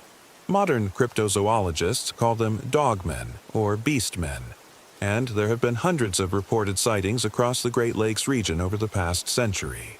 Most are dismissed as hoaxes or misidentifications, but the consistency of the descriptions is unsettling. 7 to 8 feet tall, wolf-like heads, human-like intelligence, and an aggressive, territorial behavior that goes far beyond normal animal responses. I've also learned that Cache Lake has a history. In 1987, a family of 4 disappeared from their campsite near the lake. Their RV was found damaged and abandoned, but no trace of the family was ever discovered. In 1994, 2 hikers reported being stalked by large wolves in the same area, and in 2003, a park ranger claimed to have seen something that shouldn't exist near the old logging road south of the lake. None of these incidents made the news. Park officials have a vested interest in keeping reports of dangerous wildlife encounters quiet, and most witnesses are reluctant to go public with stories that make them sound delusional. But I know what I saw, and I know Elena and Chloe saw it too. We don't talk about it. We've all agreed that talking about it just makes it worse. But sometimes I catch one of them staring out a window at dusk with that same expression of watchful fear. Chloe still calls me Dad sometimes, which should make me happy. But when she does it, I remember the way she said it that morning in the woods when she was challenging me not to run from whatever was out there. She was testing whether I was brave enough to be her father, and I failed that test. We all ran when it mattered. I still check the locks twice every night, and I've installed motion sensor lights around Elena's house. I tell myself it's just normal home security, but I know better. Some part of me is still waiting for those yellow-green eyes to appear in the darkness, for the sound of claws scraping against aluminum siding. Because here's what really scares me. I don't think those things at Cache Lake were random animals defending territory. I think they were hunting us specifically, with a purpose and intelligence that goes beyond anything in the natural world. And I think they're still out there, waiting patiently for the next group of unsuspecting campers to wander into their territory. The park is still open. People still camp at Cache Lake. And every time I see a news story about missing hikers or unexplained wildlife encounters in Ontario, I wonder if those things have gotten hungry again. Sometimes, late at night when I can't sleep, I think about going back. Taking a gun and a camera and some serious recording equipment, documenting what's really out there in the pine forests around Cache Lake, proving that we weren't hallucinating or drunk or delusional. But then, I remember the way that creature looked at our RV, calculating and patient and utterly without fear. And I realized that if I went back there, I might not come home at all. Some mysteries are better left unsolved. Some territories are better left unexplored. And some things that walk upright in the dark woods of Canada are better left to their own business. I just hope they'll leave the rest of us to ours. But I'm not betting on it. Story 4. I planned a clean break at the Monongahela National Forest in West Virginia. I'm Sarah, I'm 34, and nothing that followed was clean. The RV rental had seemed like salvation when I'd signed the papers 3 days after finding David's journal. 3 months of marriage, and I discovered he'd been documenting every argument, every perceived slight, every moment I'd disappointed him in careful, clinical handwriting. The final entry was dated the morning he died in the car accident. Sarah seems happier when I'm not around. Perhaps she'll get her wish. I'd thrown the journal across our empty house and called the RV place that same afternoon. The Monongahela stretched across eastern West Virginia like a green blanket thrown over broken bones. I'd chosen the Cranberry Wilderness area specifically because cell service was spotty, and the nearest town was 40 miles away. I wanted to disappear for a week, to scrub David's voice from my head and maybe remember who I'd been before I'd started walking on eggshells around my own life. The rental agent, a gap-toothed man named Earl, had handed me the keys to a 30-foot Winnebago with a grin that didn't reach his eyes. "She's got everything you need," he'd said, patting the side like it was a faithful horse. "Generator, full water tank, propane for heat. You picked a good time to go. Leaves are just starting to turn." I'd nodded and signed the papers, eager to leave Richmond behind. The drive had taken 4 hours, winding through increasingly narrow mountain roads until I'd reached the Forest Service road that led to the dispersed camping area. The last hour had been all switchbacks and drop-offs, the RV swaying like a drunk sailor with each curve. The campsite I'd chosen was a cleared area beside Cranberry Creek, surrounded by old-growth hemlocks that rose like cathedral pillars into the gray October sky. It was beautiful and isolated, exactly what I'd wanted. I'd leveled the RV, connected the utilities, and set up my camp chairs beside the creek. By sunset, I had a fire going and a glass of wine in my hand. That first night I'd slept better than I had in months. The trouble started on the second day. I woke to find my camp chairs overturned and scattered around the fire pit. At first, I assumed it had been wind. The mountains were notorious for sudden gusts that could knock the unwary off their feet. But the morning was perfectly still, and the chairs were heavy aluminum things that would have taken considerable force to move. I righted them and started coffee, telling myself that bears were common in the area. A black bear investigating the campsite would explain the disturbance. I made a mental note to be more careful about food storage and forgot about it. The day passed peacefully. I hiked a section of the Cranberry River Trail, took photographs of the changing leaves, and read beside the creek. As evening approached, I built another fire and heated a can of soup for dinner. The sun was setting behind the ridge when I noticed something odd. It was getting dark too fast. I'd been camping enough to have an internal sense of sunset timing, and this felt wrong. According to my watch, it was only 6:30, but the shadows had already swallowed the far bank of the creek. The light was draining from the sky like water from a cracked basin. I looked up through the hemlock canopy, trying to gauge the sun's position, but saw only a gray ceiling of clouds that seemed lower than they'd been an hour before. The air had grown thick and oppressive, carrying scents of damp earth and something else, something organic and slightly sweet, like fruit left too long in the sun. A twig snapped somewhere in the trees beyond my fire's light. I froze, soup spoon halfway to my mouth.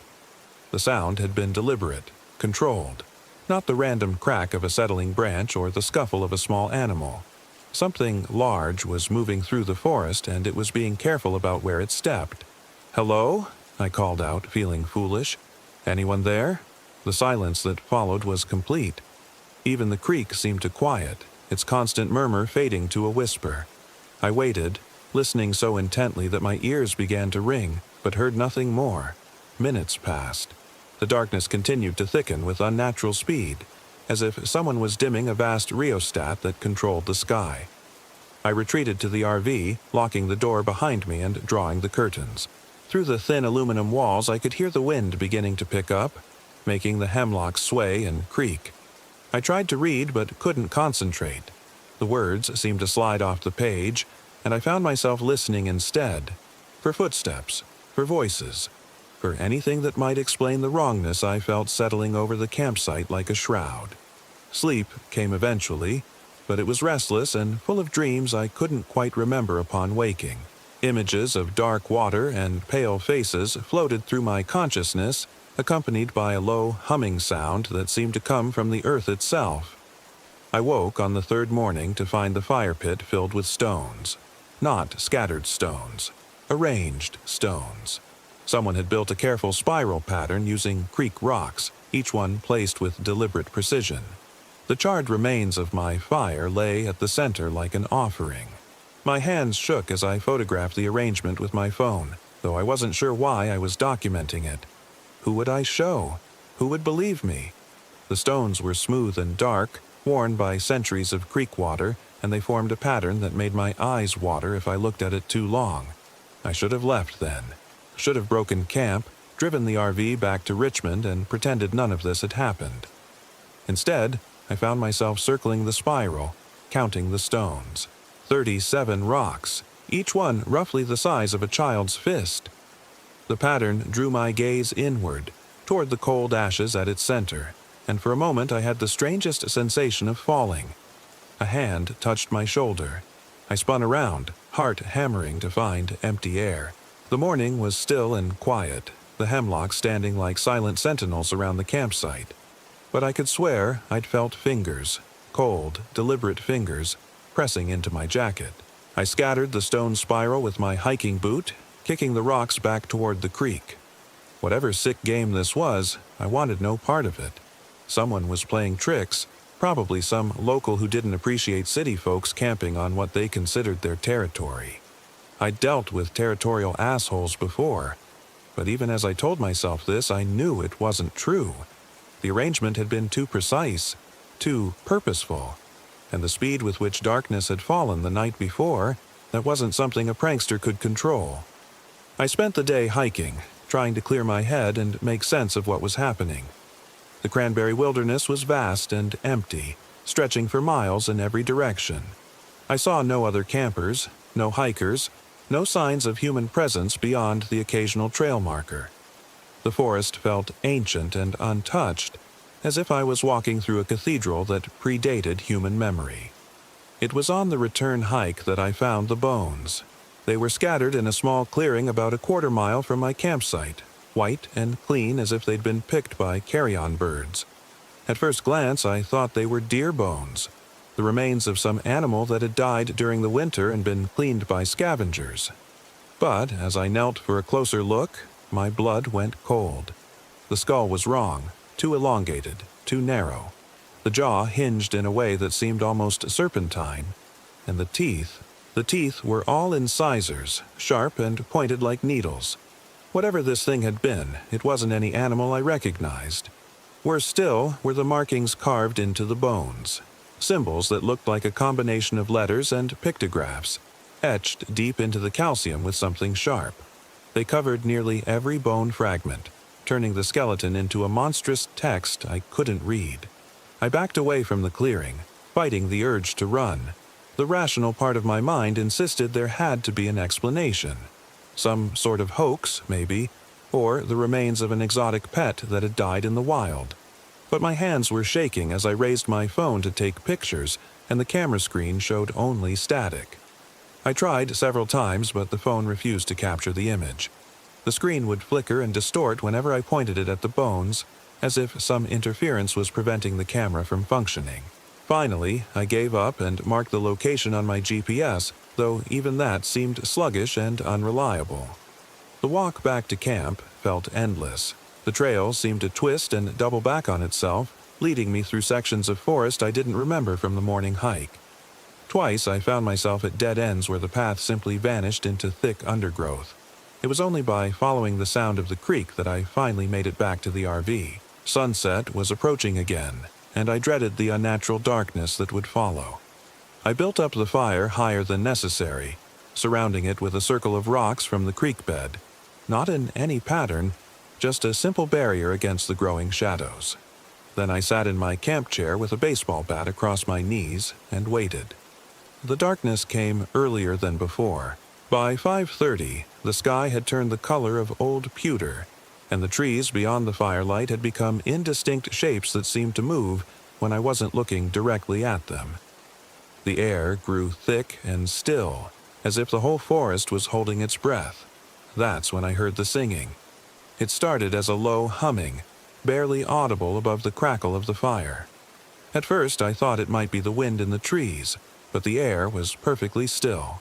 The sound grew louder, resolving into a melody that was somehow familiar despite being unlike anything I'd ever heard before. It was coming from the woods across the creek. I stood up, bat in hand, and peered into the darkness. The singing continued, rising and falling in haunting harmonies that seemed to come from multiple sources. Children's voices, I realized with a chill. It sounded like a choir of children singing in the dark. "Who's there?" I called out, my voice cracking. "Show yourselves!" The singing stopped abruptly, leaving only the whisper of the creek and the snap of burning wood.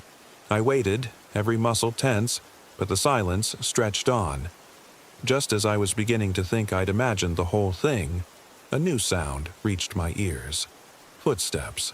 They were coming from the direction of the singing, slow and deliberate. Not the confident stride of an adult, but the careful, measured steps of someone, or something, trying not to be heard. The footsteps paused at the creek's edge, and I could hear the soft splash of water being disturbed. Something was crossing the creek. I retreated to the RV, fumbling with the keys as the footsteps grew closer. My hands were shaking so badly I could barely fit the key into the lock. Behind me, I could hear wet feet slapping against the packed earth of the campsite. The door slammed shut just as something brushed against the RV's side. I threw the deadbolt and backed away from the windows, baseball bat clutched to my chest. Outside, I could hear movement, a slow circling of the vehicle accompanied by a sound like fingernails dragging across metal. The scratching continued for what felt like hours, sometimes at the windows, sometimes along the sides, sometimes on the roof directly above my head. Occasionally, it would stop, and in the silence that followed I could hear breathing. Slow, deep respirations that didn't sound quite human. I huddled on the RV's small couch, afraid to move, afraid to make any sound that might draw whatever was outside. The scratching would start and stop in irregular patterns, as if my tormentor was testing different approaches, looking for a weakness in the RV's aluminum shell. Around midnight, the sound ceased. I waited another hour before daring to peek through the curtains. The campsite appeared empty. The fire burned down to glowing coals. But something was wrong with the shadows. They seemed too deep, too solid, as if they were places where the world had been carved out and filled with black velvet. I didn't sleep that night. Morning brought no relief. The RV's exterior was covered in scratches, deep gouges in the aluminum that spelled out symbols similar to those I'd seen carved into the bones. But these markings were fresh, the metal still bright where claws or tools had scraped away the paint. My first instinct was to pack up and leave immediately. But when I tried to start the RV's engine, nothing happened. The starter motor turned over, but the engine wouldn't catch. I tried several times, pumping the gas pedal and checking the obvious things: fuel gauge, battery indicator, oil pressure, but everything appeared normal. I popped the hood and looked at the engine, though I knew next to nothing about RV mechanics. Everything seemed to be in place, but something felt wrong. The air around the engine bay had a strange smell, sweet and organic, like the scent I'd noticed that first evening. It wasn't until I looked more closely that I saw them. Mushrooms. They were growing throughout the engine compartment, sprouting from every surface like some alien infection.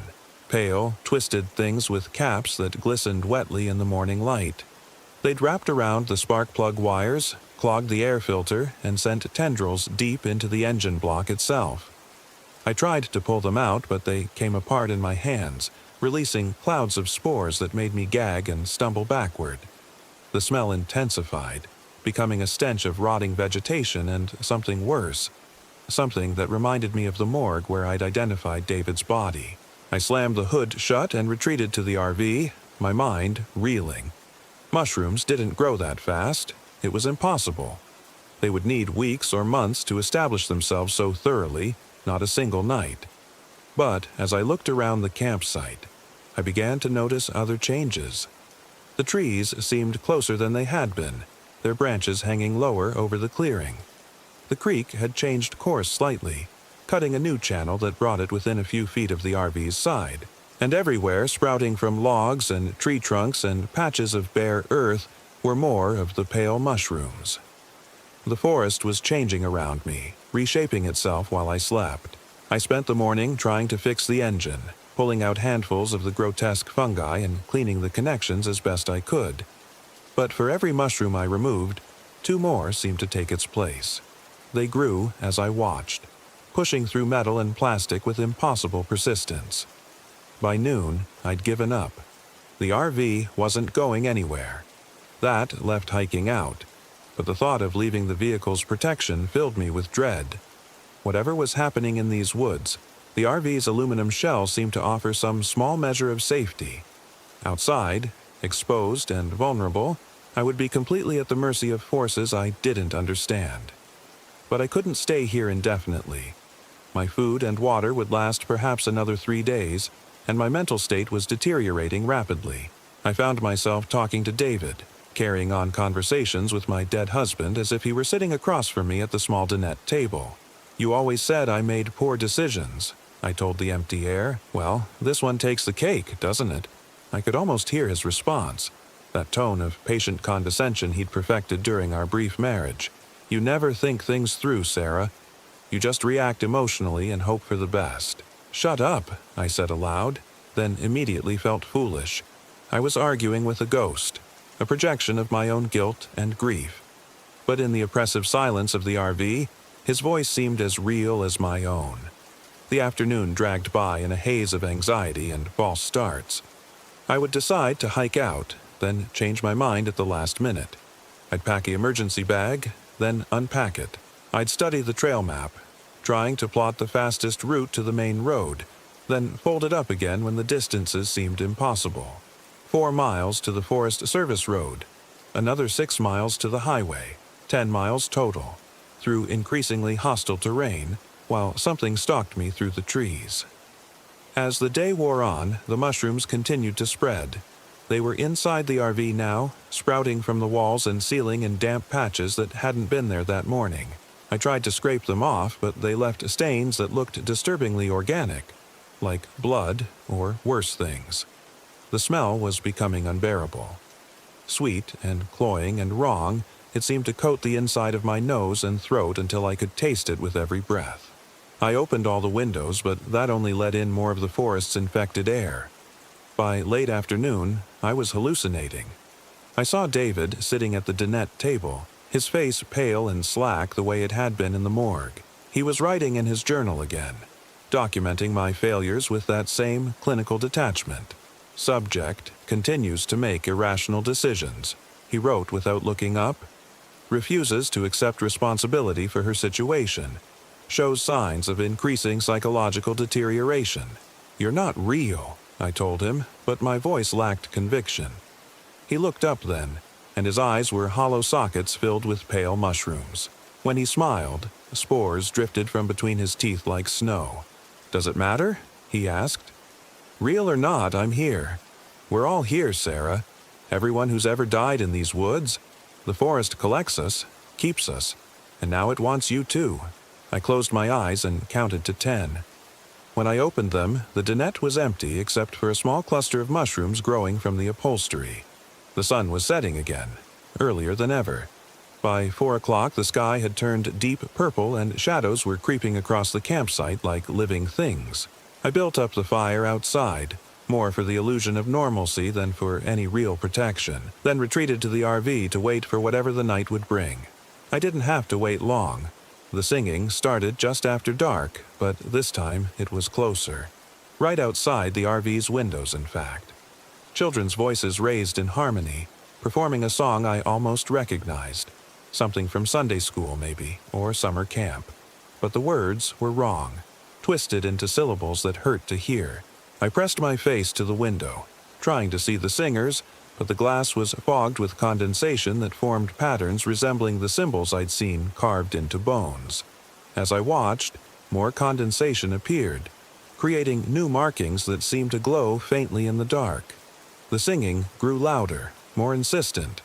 I could make out individual voices now, a dozen or more children, their tones pure and sweet and utterly inhuman.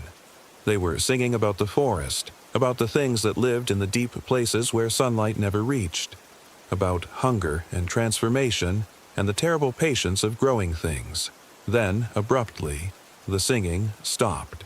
In the silence that followed, I heard a new sound, the scratch of fingernails against glass, slow, deliberate scratching that traced the condensation patterns on the windows. The markings began to glow brighter, pulsing with a sickly phosphorescence that hurt to look at. I backed away from the windows, baseball bat in hand, and bumped into something soft and yielding. I spun around to find David standing behind me, his morgue pale face split by that mushroom-filled smile. "It's time to go outside, Sarah," he said in a voice like rustling leaves. "They've been so patient. But patience has limits. The forest is hungry, and you've been chosen." I swung the bat, but it passed through him like he was made of smoke. He laughed, and the sound was the whisper of wind through dead branches. "You can't fight what's already inside you," he said. "Haven't you noticed? The spores, the smell, the way your thoughts keep drifting. You've been breathing it in for days. It's in your blood now, changing you cell by cell." I looked down at my hands and saw that he was right. Pale threads of fungal growth were visible beneath my skin, spreading up my arms like a root system. My fingernails had turned black, and when I pressed them against the RV's wall, they left deep scratches in the aluminum. The transformation was accelerating. I could feel it now, the alien presence growing inside me, rewriting my DNA with patient persistence. My thoughts were becoming less human, more something else. I found myself thinking about soil composition and moisture levels, about the slow cycle of death and decay that fed the forest's endless hunger. The scratching at the windows intensified, and I realized it wasn't coming from outside anymore. The sound was inside my own head, my changing fingernails tracing symbols against the inner surface of my skull. I stumbled to the RV's door, driven by an impulse I could no longer resist. The forest was calling, and every cell in my body was responding to that call. I was part of it now, connected to the vast network of fungi and rot that spread beneath every tree. The door opened before I could touch the handle. They were waiting for me. The children whose voices I'd heard singing in the dark. But they weren't children anymore, if they ever had been. They were pale, elongated things with too many joints and eyes like dark pools. Their skin had the waxy translucence of mushroom caps, and when they moved, I could hear the wet sound of spores being released into the air. They smiled at me with needle teeth and reached out with fingers that ended in black claws. Behind them, the forest pulsed with bioluminescent life, a network of connected organisms that stretched from root to canopy, all of it singing in harmonies that bypassed my ears and resonated directly in my bones. I stepped down from the RV and felt the earth welcome me. The mushrooms beneath my feet glowed brighter, and I could sense the vast intelligence that dwelt in the spaces between trees. It was ancient and patient and utterly alien, but it knew me now. I was part of its design, a new node in its expanding consciousness. The pale children formed a circle around me, their voices raised once again in that haunting song. But I could understand the words now, could feel their meaning in the transformed tissue of my brain. They were singing about integration, about the joining of disparate parts into a greater whole, about the hunger that drives all growth and the patience required to nurture new life from death. I opened my mouth to sing along and felt spores cascade from my throat like dusty snow. The song went on for hours or days. Time had become meaningless in the forest's eternal twilight. When it finally ended, I found myself back in the RV, but everything had changed. The vehicle was now part of the forest, its walls covered in phosphorescent fungi and its floor carpeted with rich, dark soil. David sat across from me at the dinette table, but he was real now, as real as anything could be in this place between life and death. His journal lay open before him, its pages covered with symbols that glowed softly in the perpetual dusk. "Welcome home," he said, and his voice carried the rustle of 10,000 leaves. "I've been waiting for you." I looked down at my hands and saw that the transformation was complete. My skin had the same waxy translucence as the children's, and my fingernails had grown into curved black talons. When I breathed, spores drifted from my lungs like tiny stars. But I wasn't afraid anymore. Fear was a human emotion, and I was becoming something else, something that belonged to the deep places and the growing dark. The forest had claimed me, made me part of its endless hunger, and in return it had given me purpose. I picked up David's pen and began to write in the journal, documenting the next phase of the forest's expansion. There would be other campers, other travelers who would stumble into the cranberry wilderness seeking solitude and peace. They would find something else entirely, a patient intelligence that had been dreaming in the soil for millennia, waiting for the right moment to spread its influence beyond the tree line. The network was growing, node by node, spore by spore. Soon it would reach the highways, the towns, the cities beyond the mountains, and I would be there to help it, singing in the dark with my voice of rustling leaves, calling others home to the green embrace of eternal night. Outside the RV, I could hear new voices joining the choir, the voices of park rangers and search and rescue teams who had come looking for me. They would find me, eventually, but not in any form they would recognize. By then, they would be part of the song themselves, their human concerns transformed into something vast and patient and utterly inhuman. I smiled, feeling spores drift from between my teeth, and continued writing. There was so much to document, so much to prepare for the spreading dark. The forest had waited so long for this moment, and now, finally, it was time to grow. The network pulsed around me, singing its hunger into the deepening night, and I sang along in perfect harmony. No longer Sarah, no longer human, but something new and terrible and infinitely patient. The forest had taught me the deepest truth, that in the end, everything returns to the soil. Everything feeds the growing dark, and in the darkness, everything grows.